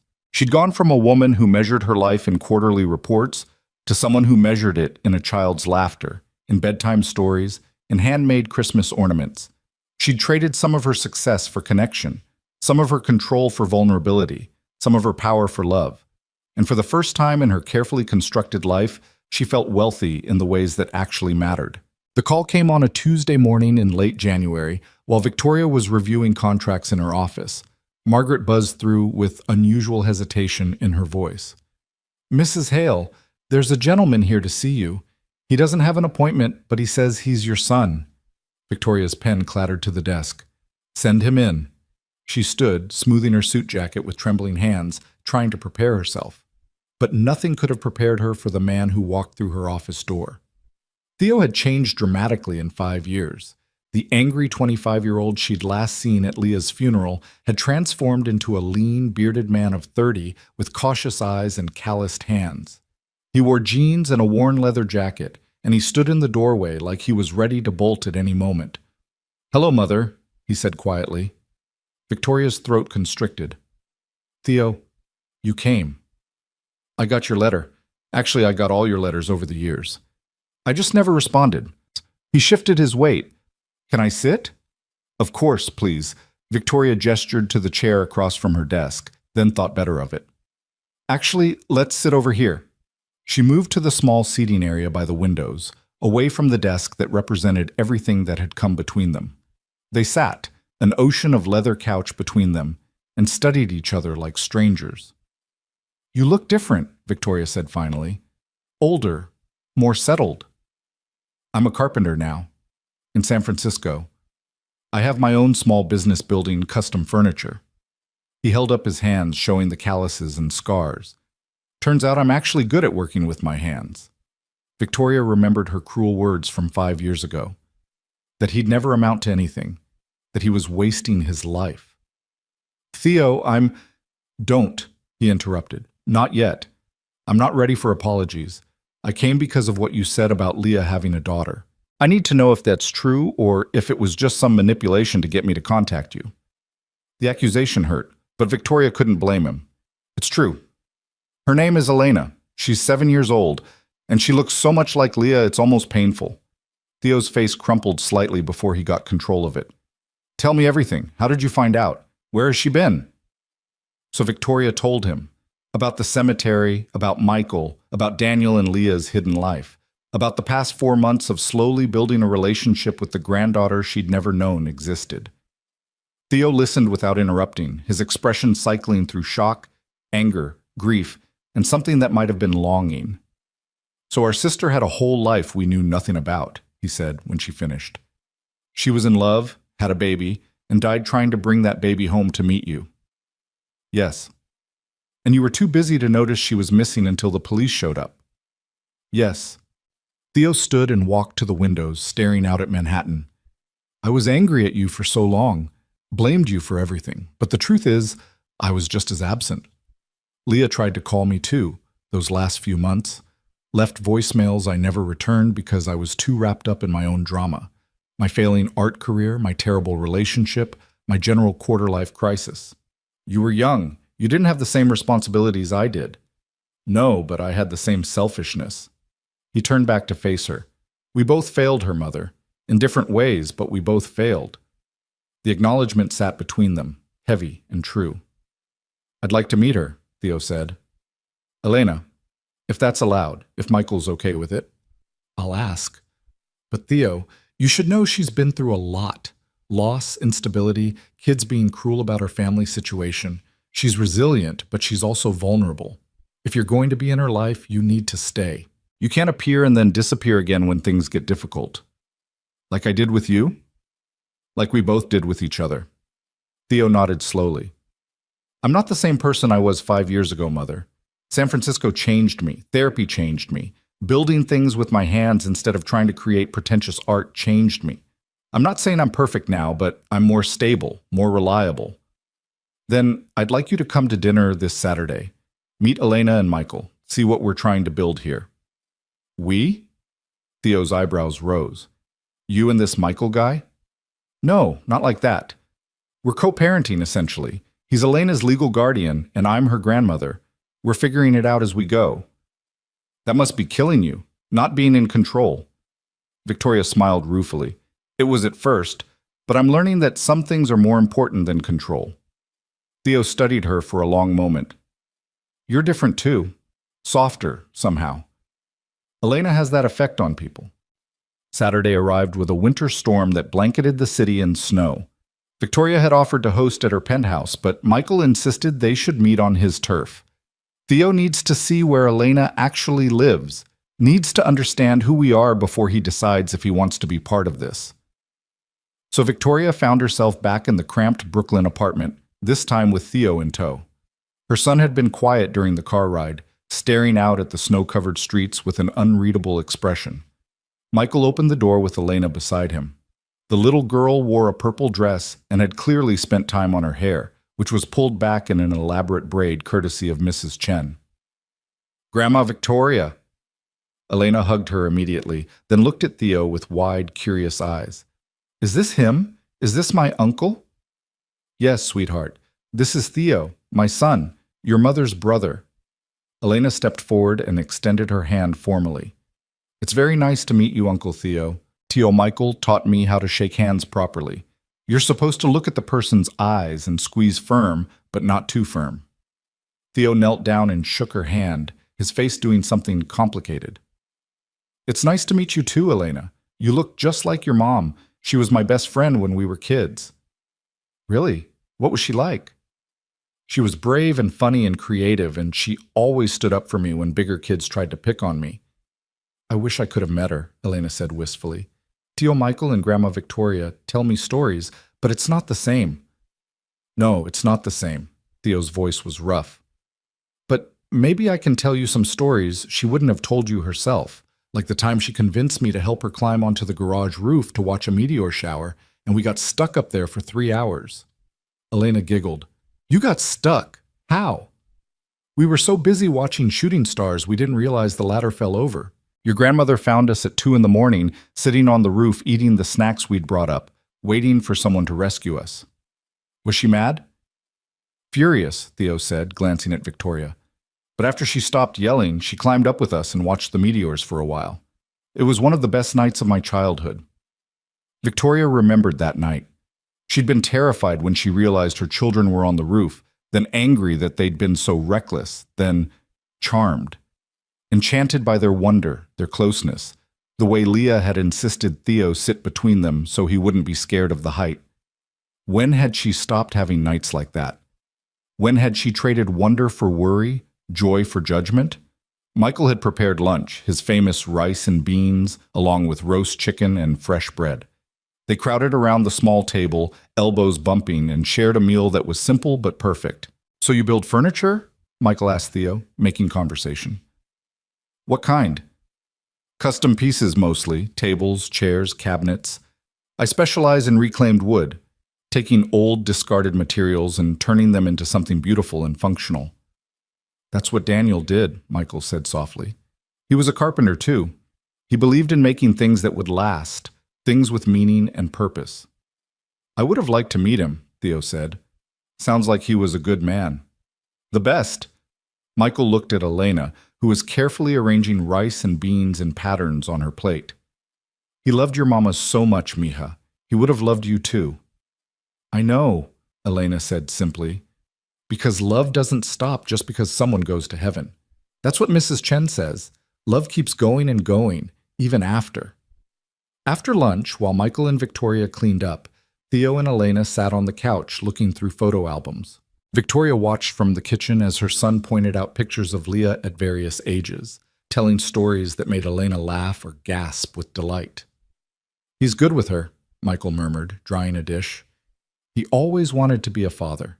Even when he was young, he'd talk about having kids someday, teaching them things, showing them the world."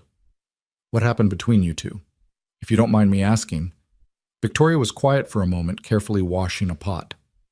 I pushed him to be something he wasn't, pushed him into business school when he wanted to study art, told him his dreams were impractical.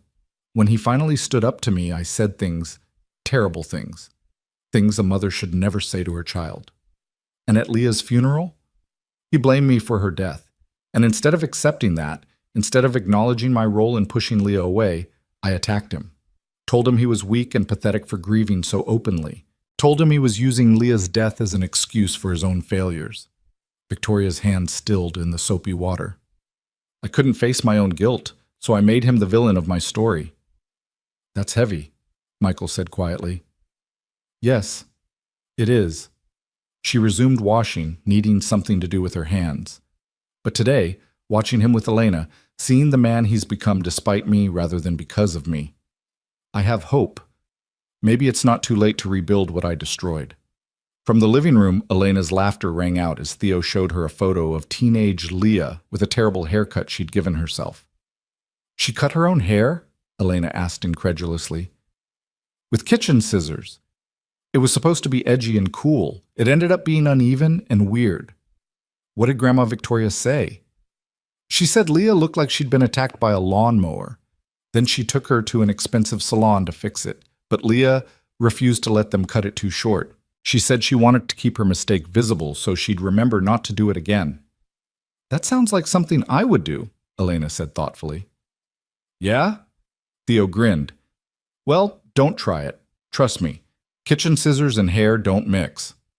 Later, after Elena had convinced Theo to play cards with her, a complicated game of her own invention with rules that changed every 5 minutes, Michael pulled Victoria aside.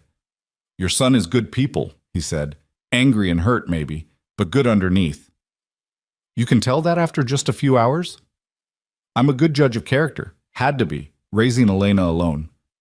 You learn to spot the people who genuinely care versus the people just going through motions." He glanced at Theo, who was letting Elena win dramatically. "He cares. About you. About Leah's memory. About Elena. He's just scared of getting hurt again. Aren't we all?" As the afternoon wore on, the conversation grew deeper. They talked about Leah, sharing memories from different angles. Victoria told stories from Leah's childhood, her first day of school, her science fair project on solar energy, the time she rescued a bird with a broken wing and nursed it back to health. Theo shared stories from their teenage years, how Leah had helped him deal with bullies, how she'd stayed up all night helping him study for tests, how she'd been the first person he came out to when he was questioning his sexuality. "Wait," Elena interrupted. "You're gay, Uncle Theo?" "Bisexual, actually. Is that okay?" Elena shrugged. "Why wouldn't it be? Love is love. That's what my teacher says. She has 2 moms and they're both super nice." Theo looked at Victoria, something vulnerable in his expression. "Mother?" "What Elena said. Love is love." Victoria's voice was firm. "I'm sorry I wasn't more accepting when you were younger. I'm sorry I made you feel like you had to hide parts of yourself." "I didn't think I'd ever hear you say that," Theo said quietly. "I'm saying a lot of things I never thought I would. Elena has a way of making the impossible feel possible." As evening approached and the snow continued to fall, coating the city in white, Elena grew quiet and contemplative. Finally, she asked the question Victoria sensed had been building all day. "Uncle Theo, are you going to stay? Or are you going to go back to California and forget about us?" Theo looked startled, then sad. "I'm not going to forget about you, Elena. Never." "But you're leaving, right?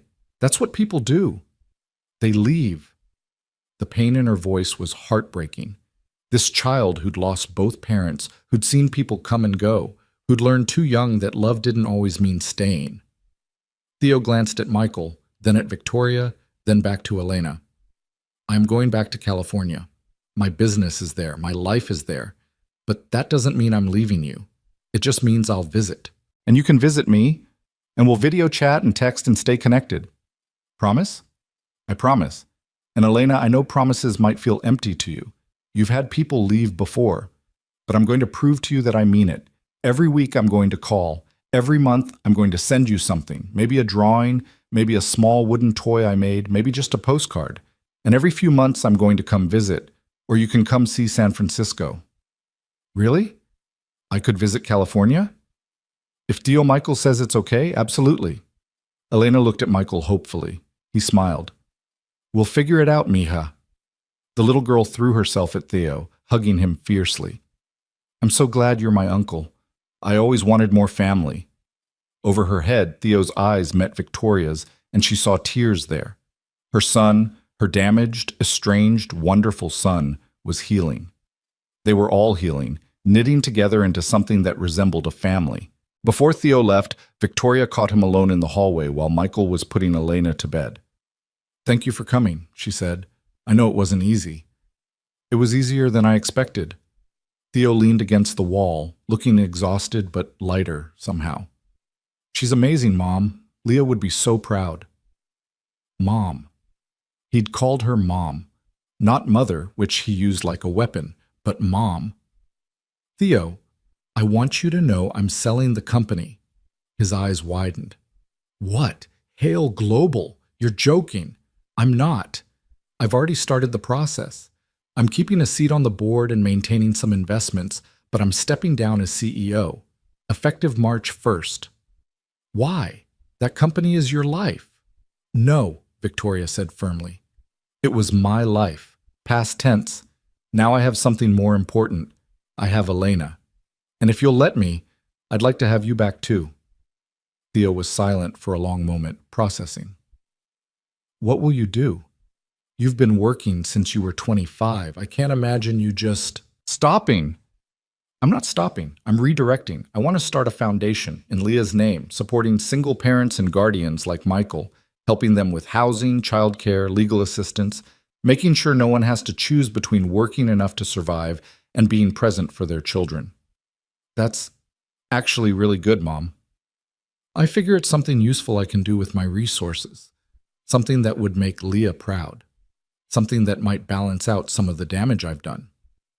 You're not irredeemable, you know, Theo said. You made mistakes, bad ones, but you're trying to fix them.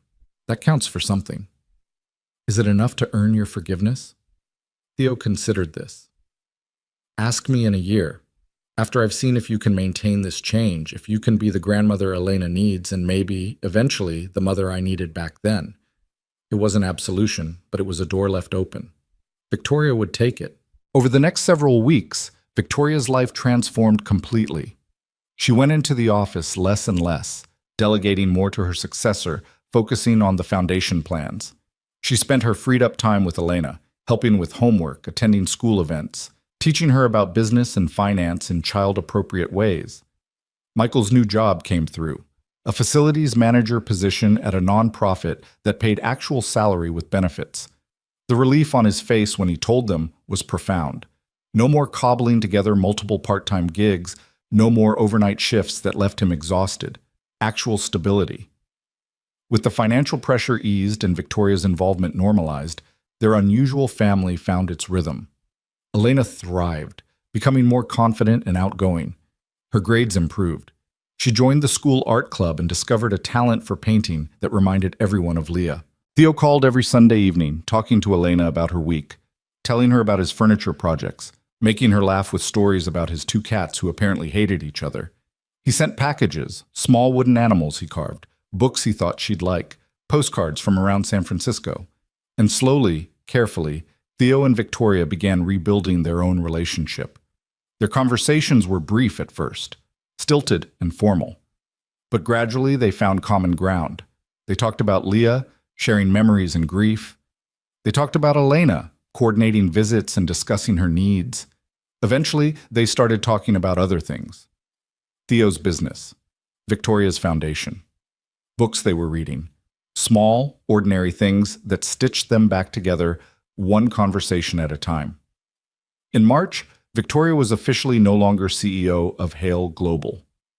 The Wall Street Journal ran a feature about her shocking decision to step down at the height of her power. She didn't give them the real reason that she'd realized too late what actually mattered, instead citing a desire to focus on philanthropic work. The Leah Hale Foundation launched in April, with Michael as a consultant helping design programs that actually address the needs of struggling guardians. They provided emergency grants for rent and utilities, subsidized childcare, legal assistance for custody issues, and mental health support for both children and caregivers. The first family they helped was a single father in Queens whose wife had died of cancer, leaving him with 3 kids under 10 and medical debt that would take decades to pay off. The foundation cleared his debt, set up a trust for his children's education, and connected him with a support group of other single fathers. When Victoria met him to explain the assistance, the man had cried, "Why are you doing this? You don't even know us." "Because someone should have done it for my son-in-law," Victoria said simply. "And I'm making sure every guardian who comes after gets the support Daniel never had." Elena attended the foundation launch event, dressed in a new blue dress Victoria had bought her, but that Elena had customized with fabric paint and iron-on patches. She stood beside Victoria as they cut the ribbon, solemn and proud. "Is this because of my papa?" she asked afterward. "Yes, sweetheart, and your mama, and everyone who struggled alone when they shouldn't have had to. I think they'd be proud of you, Grandma Victoria." Victoria knelt down to Elena's level. "I hope so. I'm trying very hard to be someone worth being proud of." "You already are," Elena said matter-of-factly. "Theo Michaels says you're proof that people can change if they really want to." In May, on Elena's 8th birthday, they gathered for a celebration that would have been unimaginable a year ago. Michael's apartment was too small, so they used Victoria's penthouse. Mrs. Chen came, along with several of Elena's school friends and their parents. Theo flew in from San Francisco, bringing a hand-carved jewelry box inlaid with different woods that formed a pattern of stars. But the biggest surprise came when the doorbell rang and Victoria opened it to find a woman in her mid-50s with silver-streaked hair and Leah's smile. "Caroline," Victoria breathed. Her ex-husband, Elena's other grandmother, stood in the doorway looking nervous and hopeful. "I know I should have called first, but I've been following the foundation news and I saw the photos of Elena and I had to meet her. If that's allowed. If I'm allowed." Victoria and Caroline had divorced when Theo was 15 and Leah was 12. Their marriage a casualty of Victoria's workaholism and Caroline's affair with a colleague. The split had been bitter and acrimonious. Caroline had moved to Boston, maintaining relationship with the children but cutting all ties with Victoria. They hadn't spoken in over a decade. "Does Caroline know?" Victoria asked quietly. "About Elena?" "Theo called me last month, told me everything. I've been trying to work up the courage to reach out." Caroline twisted her hands together. "I know I have no right to be here. I wasn't a great parent either. I chose my new relationship over my kids and let you be the villain while I played the victim. But I'd like to meet my granddaughter, if you'll allow it." Victoria looked back at the party, at Elena laughing with her friends, at Michael serving cake, at Theo chatting with Mrs. Chen. She thought about second chances, about how she'd been given one and how transformative it had been. "Come in," she said, stepping aside. "But Caroline, Elena has been through enough. If you're going to do this, you stay. You don't get to meet her once and disappear. You commit or you leave now." "I commit," Caroline said immediately. "I'm retired now. I have time. I have space in my life. I want to be part of hers." They approached Elena together, and Victoria made the introduction. "Elena, sweetheart, there's someone here who'd like to meet you. This is Caroline. She's Theo's and your mama's other parent." Elena looked up from her cake, her eyes going wide. "I have another grandma?" "You do, if you'd like." Elena studied Caroline seriously. "Do you like chocolate cake?" Caroline laughed, surprised. "I love chocolate cake." "Good. You can have some of mine, but not the corner piece. That's Theo Michaels because he made it, and corner pieces are the best." Just like that, Elena accepted another person into her ever-expanding circle, because that's what children did. They adapted. They forgave. They made room for love in all its complicated forms. As the party continued, Victoria found herself standing on her balcony with Michael, watching through the glass as their unusual family celebrated. "A year ago, I was alone," Victoria said quietly. Completely, utterly alone. I had money and power and nothing else. And now? Now I have Elena. I have you. I have Theo again. Even Caroline, apparently." She shook her head in wonder. "How did this happen?" "You let it happen," Michael said. "You could have walked away that day at the cemetery, could have dismissed us as a problem or a complication. But you didn't. You stayed. You showed up. You chose us." "Best decision I ever made." Michael smiled. "You know, Elena asked me something the other day. She asked if you were her fairy godmother instead of her grandma." "What? Why?" "Because you appeared out of nowhere and made everything better, like magic." He laughed at Victoria's expression. "I explained that you're not magic. You're just a person trying her best. But she said that's what makes it more special, that you chose to help even though you didn't have to." Victoria felt tears prick her eyes. She's wise beyond her years. She's had to be. But thanks to you, maybe she can just be a kid for a while. Let the adults carry the weight. They stood together in comfortable silence, watching Elena blow out her birthday candles while everyone sang. She closed her eyes, made her wish, and blew with all her might. The candles flickered and died, and everyone cheered. "What do you think she wished for?" Victoria asked. "Probably a puppy," Michael said. "She's been campaigning hard for one." "Well, I happen to know a very good breeder who has golden retriever puppies available next month." Michael groaned. "Victoria, no. Our apartment is too small for a dog." "Good thing the foundation has a housing assistance program. I'm sure we could find you something with a little more space, maybe even a small yard." "You're incorrigible." "I'm a grandmother. It's my job to spoil her." As night fell and the party wound down, Elena fell asleep on the couch between Caroline and Theo, exhausted from excitement and sugar. Victoria covered her with a blanket and stood looking at this child who had changed everything. Michael came to stand beside her. "Thank you," he said softly, "for all of this, for being the family I couldn't give her on my own. Thank you for letting me be part of her life, for giving me a second chance I didn't deserve." "Everyone deserves a second chance," Michael said. "Even workaholic billionaires with control issues." Victoria laughed quietly, careful not to wake Elena. "I'll have you know I'm a reformed workaholic billionaire with control issues." "Still working on the reform part?" "Every single day." They stood together, watching Elena sleep, and Victoria thought about how strange and wonderful life could be, how you could lose everything and still find your way back to something real, how the worst moment of your life could, impossibly, lead to something precious. Leo was gone. Daniel was gone. But their love had created Elena, and Elena was creating something new. A family built not on blood alone, but on choice, on effort, on showing up day after day and choosing each other. It wasn't the family Victoria had imagined. It was better. The puppy arrived on a humid June morning, all golden fur and oversized paws and enthusiasm that couldn't be contained. Elena named her Sunny, and within hours the dog had claimed every heart in their newly expanded family. Michael had protested the move to a larger apartment, insisting he could manage the rent on his own, now with his better job. But Victoria had worn him down with logic he couldn't argue against. The foundation owned several properties that had been donated, including a renovated brownstone in Park Slope with a small garden. One of the units was sitting empty. Why shouldn't Elena have a real home with space to grow? "You're impossible," Michael had said when she showed him the place.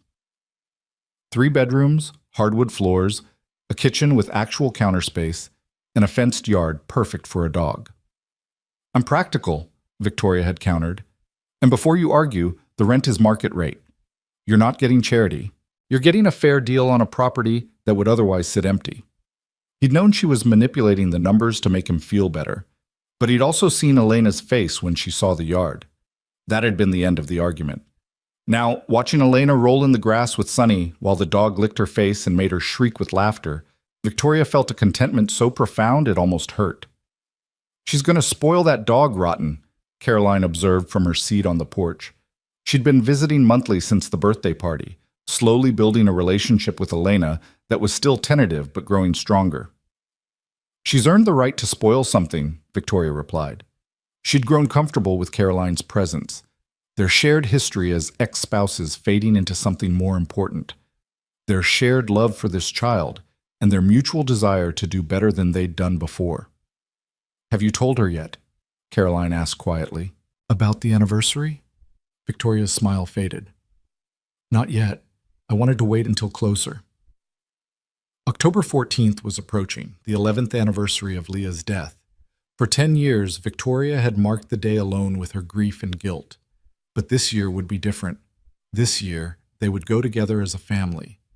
That evening, after Sunny had been fed and walked and was sleeping in her new dog bed, Victoria sat down with Elena in the little girl's new bedroom.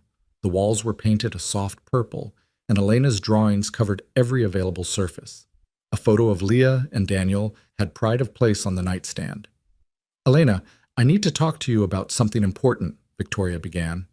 The girl looked up from the book she was reading, immediately attentive.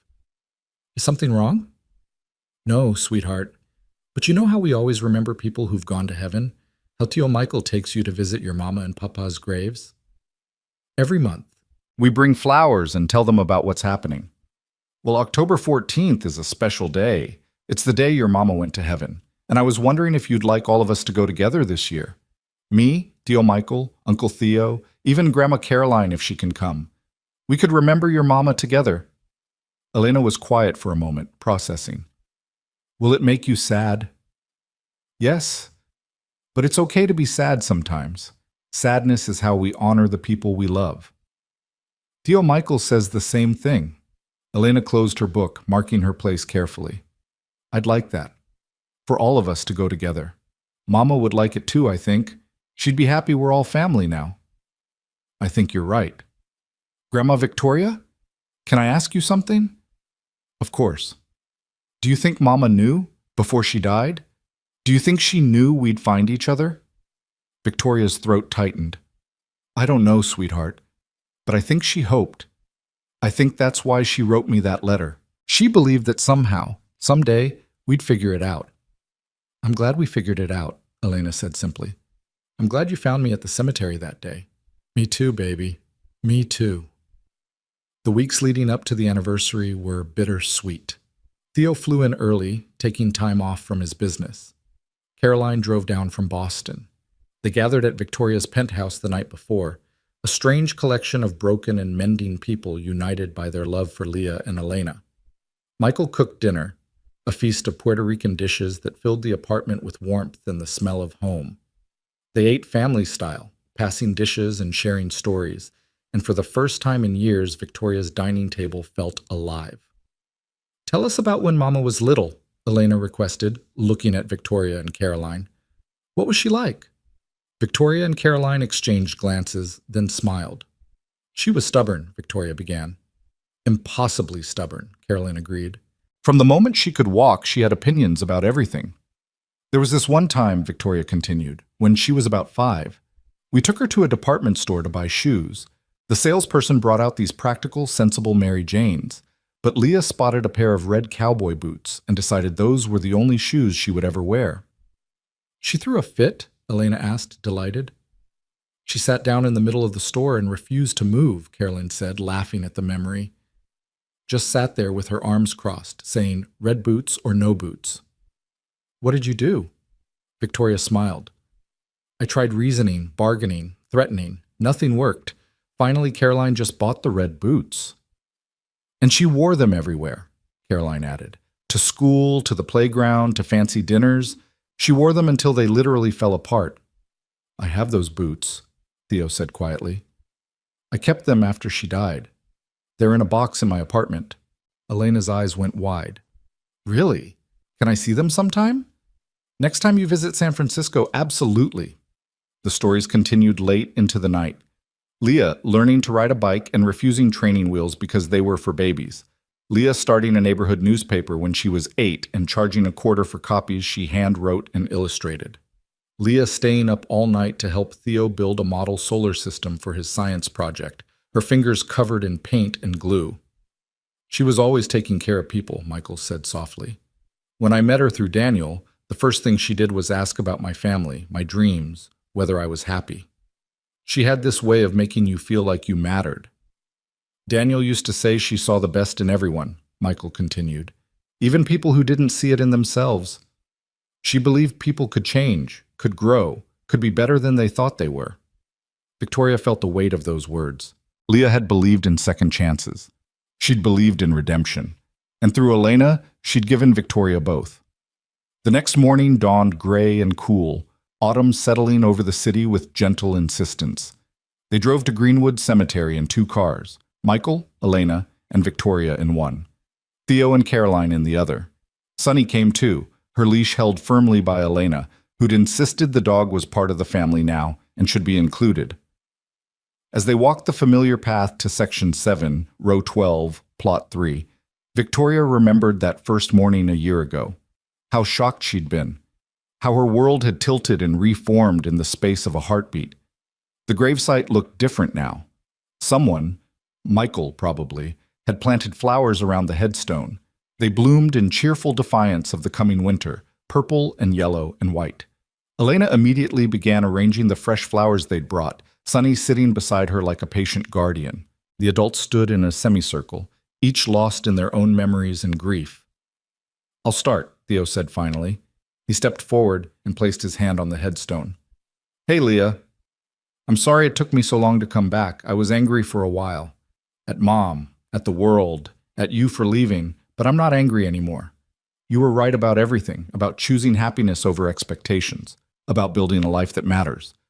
I'm trying to do that now, and I'm taking care of your daughter. We all are.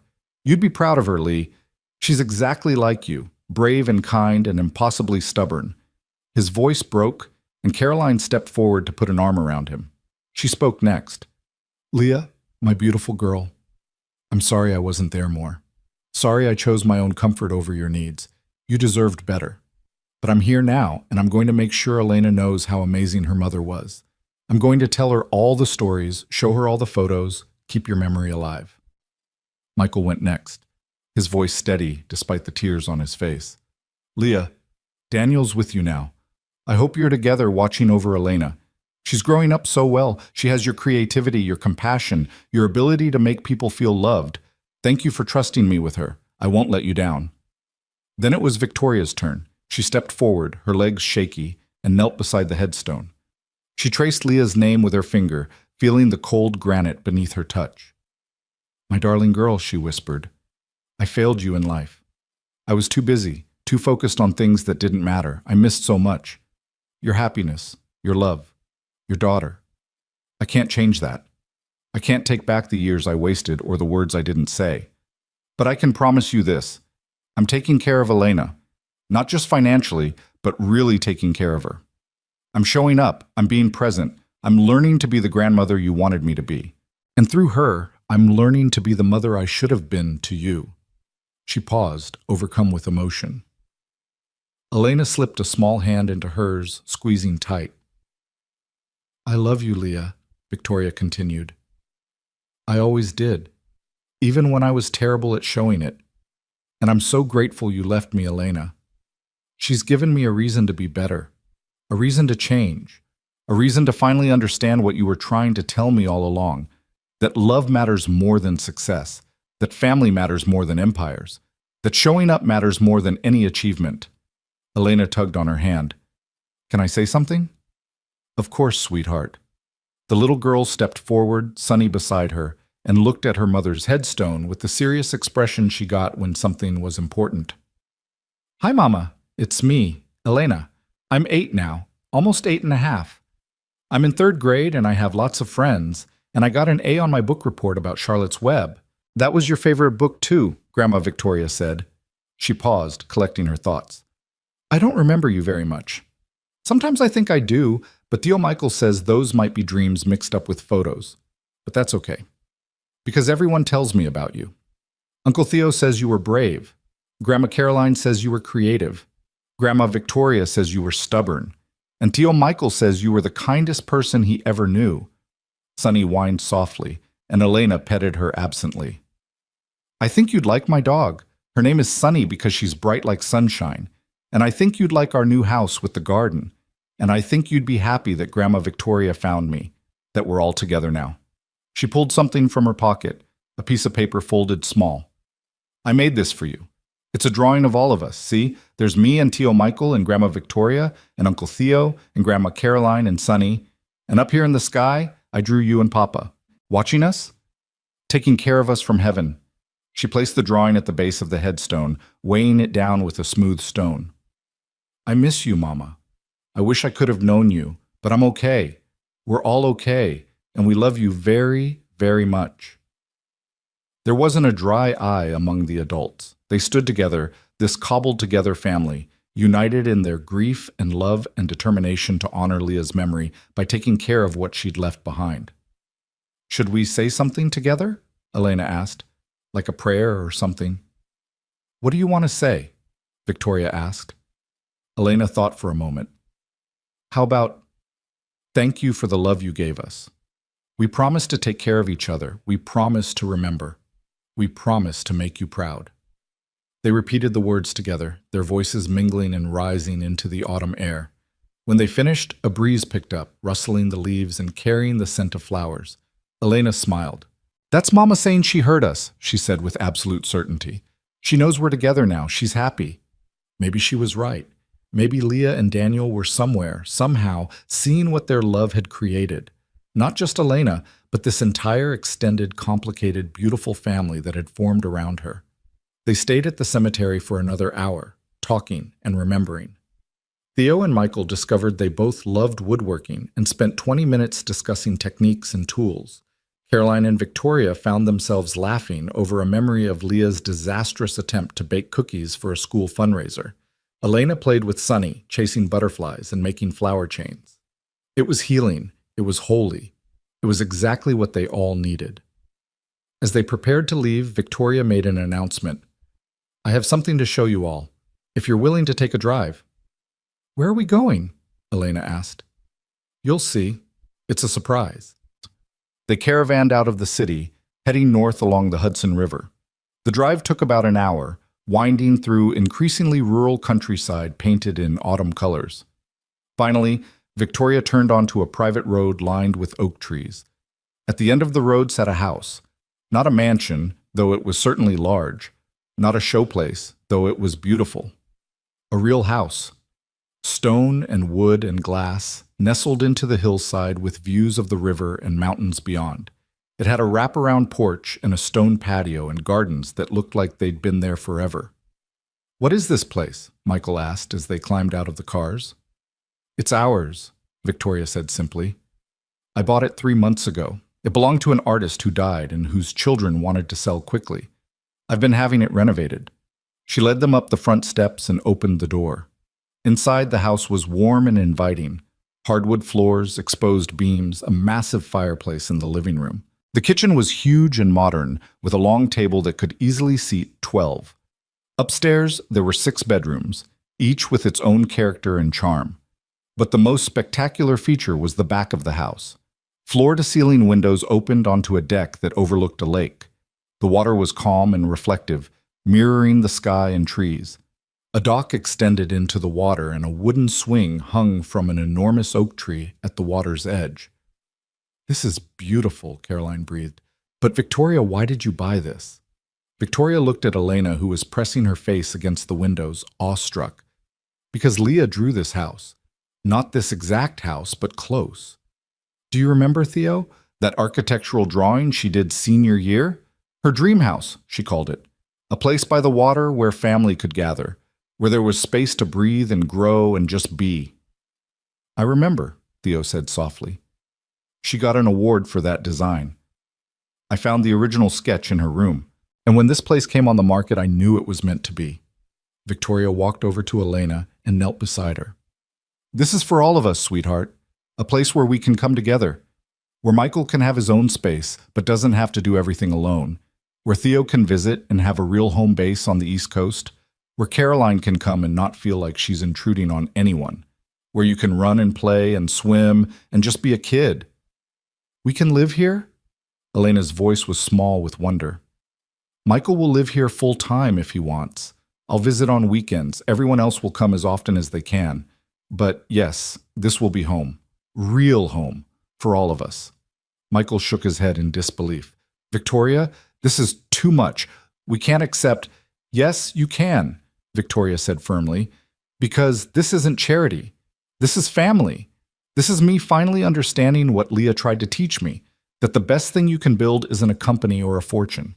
It's a home, a place where people feel safe and loved and connected. She pulled out a set of keys and handed them to Elena. What do you say, sweetheart? Should we accept Grandma Victoria's gift? Elena looked at Michael, who was clearly struggling with emotion. Tio, can we stay here? Really stay? Michael knelt down and pulled her into a hug. Yeah, mija, we can stay. Elena squealed and threw her arms around Victoria. Thank you, Grandma Victoria. Thank you, thank you, thank you. They spent the rest of the day exploring the house. Elena claimed a bedroom with a window seat overlooking the lake. Theo discovered a workshop in the basement, perfectly equipped for woodworking. Caroline found a sunroom that would be perfect for the painting she'd recently taken up. Michael stood on the deck for a long time, just staring at the water, overwhelmed by the magnitude of change in his life. Victoria found him there as the sun began to set. Are you okay? She asked. I'm terrified, he admitted. This is so far beyond anything I imagined. A year ago, I was working 2 jobs and barely scraping by. Now I have a good job, a brownstone in Brooklyn, and a lake house that's nicer than anything I've ever dreamed of.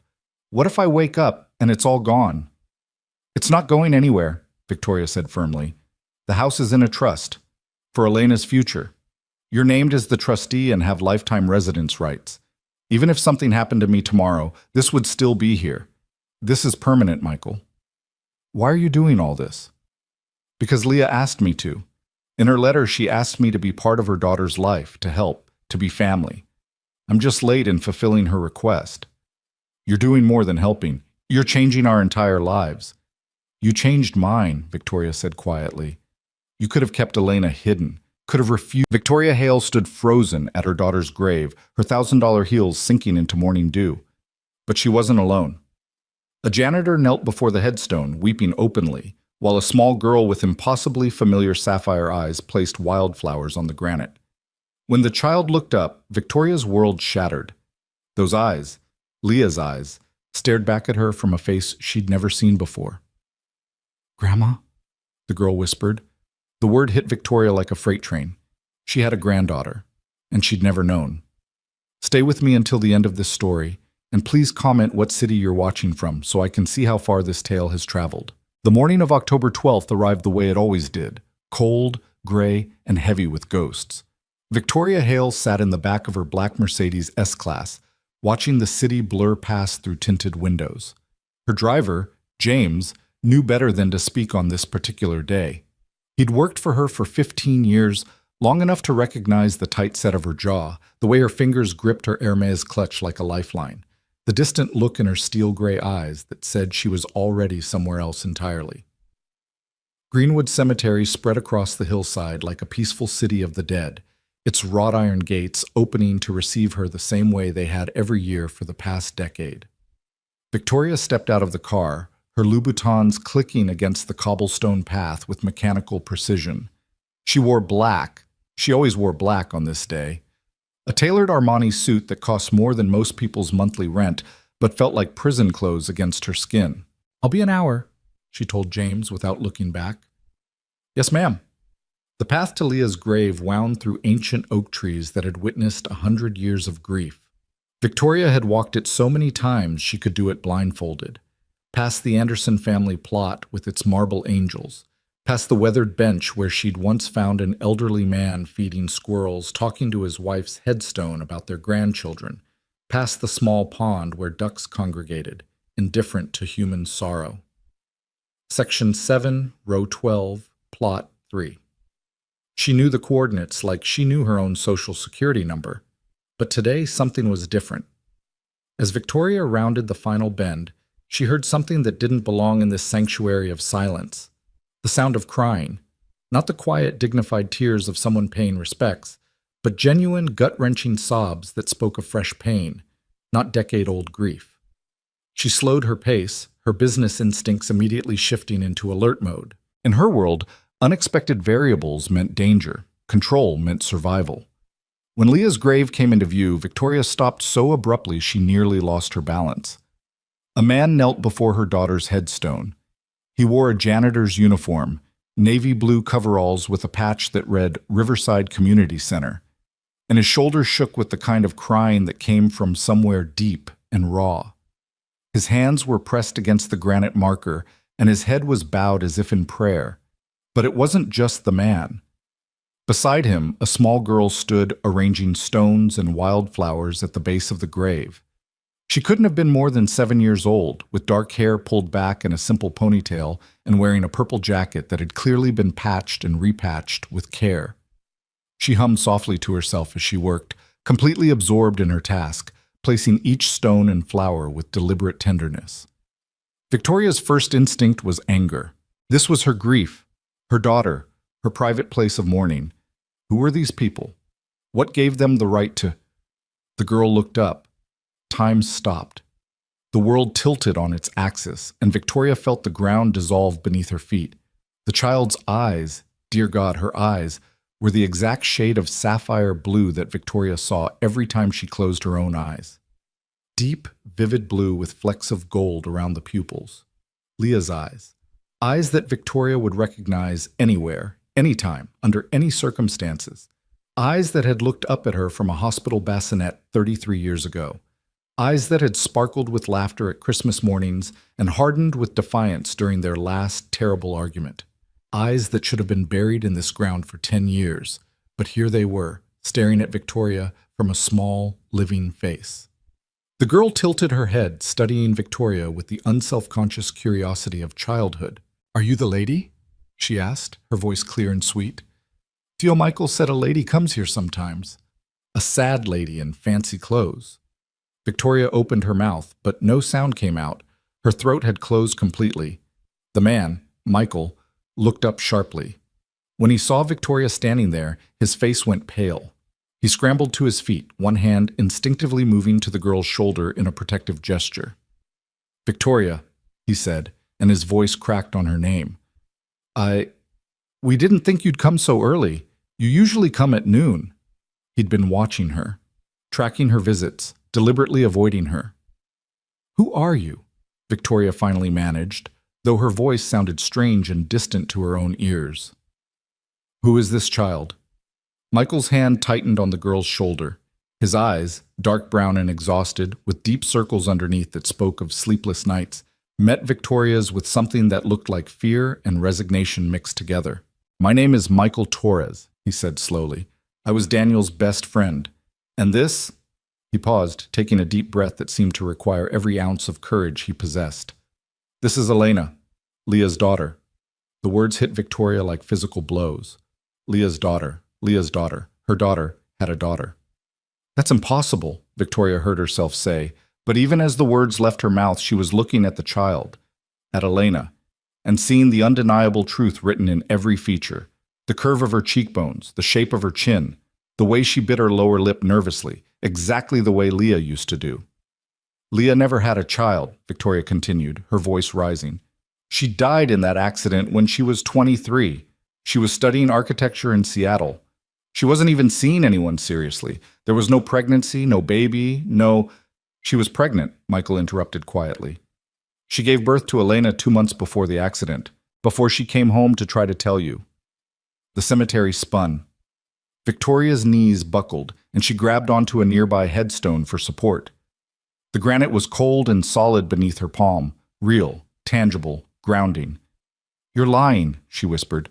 "This is some kind of scam. You saw my name, you did research, you found a child who looks like..." "I'm not lying." Michael's voice was gentle but firm. "And I'm not here for money. I didn't even want you to know about Elena until she was older, until I could figure out how to explain who you were. What happened?" Elena tugged on Michael's coveralls. "Tio, why is the lady angry?" "She's not angry, mija," Michael said softly, kneeling down to the child's level. "She's just surprised. This is your grandmother." "My grandmother?" Elena's eyes went wide. She looked at Victoria with renewed interest, but also uncertainty. "The one from the letter?" "Yes, sweet girl, the one from the letter." Victoria felt like she was drowning. What letter? What are you talking about? I demand an explanation right now, or I'm calling security. Michael stood up slowly. He reached into his pocket and pulled out an envelope, yellowed with age, worn soft at the edges from being handled many times. He held it out to Victoria with a hand that trembled slightly. Leah wrote this a week before she died, he said. She was planning to mail it, but she wanted to wait until after she talked to you in person. She never got the chance. Victoria stared at the envelope like it was a snake. Her name was written across the front in handwriting she would have recognized anywhere. Leah's handwriting, looping and artistic, with the capital V turned into a little flourish. I don't understand, Victoria said, but she took the letter. Her hands were shaking so badly she nearly dropped it. None of this makes sense. Leah would have told me if she was pregnant. We talked every week. But even as she said it, Victoria knew it wasn't true. They hadn't really talked. Victoria had talked at Leah during their weekly phone calls, filling the space with updates about the company, questions about grades and career plans, barely pausing for answers. And Leah had grown quieter and quieter until their conversations became perfunctory exchanges that left Victoria feeling vaguely dissatisfied but too busy to examine why. She tried to tell you, Michael said quietly. Multiple times, but you were always on your way to a meeting or about to board a plane. And she was scared. Scared? Of what? I'm her mother. Would you have accepted Daniel? Michael's question was soft but cut like a knife. A carpenter from Brooklyn who never went to college? A man who made Leah laugh but couldn't offer her the life you'd planned for her? Victoria's silence was answer enough. Michael sighed. Leah loved him, more than I've ever seen anyone love anyone, and he loved her back the same way. They were happy, Victoria. Really, truly happy. The kind of happy that doesn't need permission or approval. Then where is he? Victoria demanded, her voice sharp with defensive anger. If he loved her so much, where is this Daniel now? Why aren't you with your father? She asked Elena directly. The girl's face crumpled. Papa went to heaven, she said, her voice barely above a whisper. Same as Mama. Victoria felt like she'd been slapped. Michael pulled Elena close. Daniel raised Elena alone for 3 years after Leah died. He was a good father, the best. But there was a construction accident, a scaffolding collapse on a site in Queens. He was killed instantly. And you took her, Victoria said, piecing it together. I'm her godfather. It's what Daniel wanted, what Leah wanted. Michael's jaw set stubbornly. I know I'm not rich. I know I can't give her piano lessons or private schools or whatever you think she needs. But I love her. I take care of her. She's safe and happy. Victoria looked at the man in front of her, really looked at him for the first time. He couldn't have been more than 35, but he looked older, worn down by responsibility and grief and probably financial stress. His coveralls were clean but faded from countless washings. His shoes had been resoled. He had the rough hands of someone who worked hard for every dollar. But when he looked at Elena, his whole face transformed with undisguised love. I don't know you, Victoria said, and she hated how vulnerable her voice sounded. I don't know anything about you. Why should I believe any of this? Because of her eyes, Michael said simply. Because you looked at Elena and you knew, immediately, whose child she is. Blood doesn't lie, Victoria. It was true. Victoria's gaze kept being pulled back to Elena, to those impossible sapphire eyes that were windows to a past she'd thought was buried and gone. Read the letter, Michael said. Then, if you want to walk away, we'll never bother you again. We'll disappear, and you can keep coming here every year and mourning the daughter you think you knew. Or, he paused, his voice dropping even lower. Or you can meet your granddaughter, really meet her, not as a mistake or a surprise, but as the living proof that Leah's life wasn't wasted, that she left something beautiful behind. Elena was watching Victoria now with those devastating eyes. Are you really my grandma? She asked again. Tio Michael says my mama looked just like you when she smiled, but he says you don't smile very much anymore. Victoria felt something crack inside her chest. When was the last time she'd smiled? Really smiled, not the corporate smile she wore to board meetings and charity galas. She couldn't finish the sentence. couldn't find words for the storm of emotions tearing through her. Instead, she looked down at the letter in her hands. The paper was soft, fragile. She could rip it up right now. Throw the pieces in the air and walk away.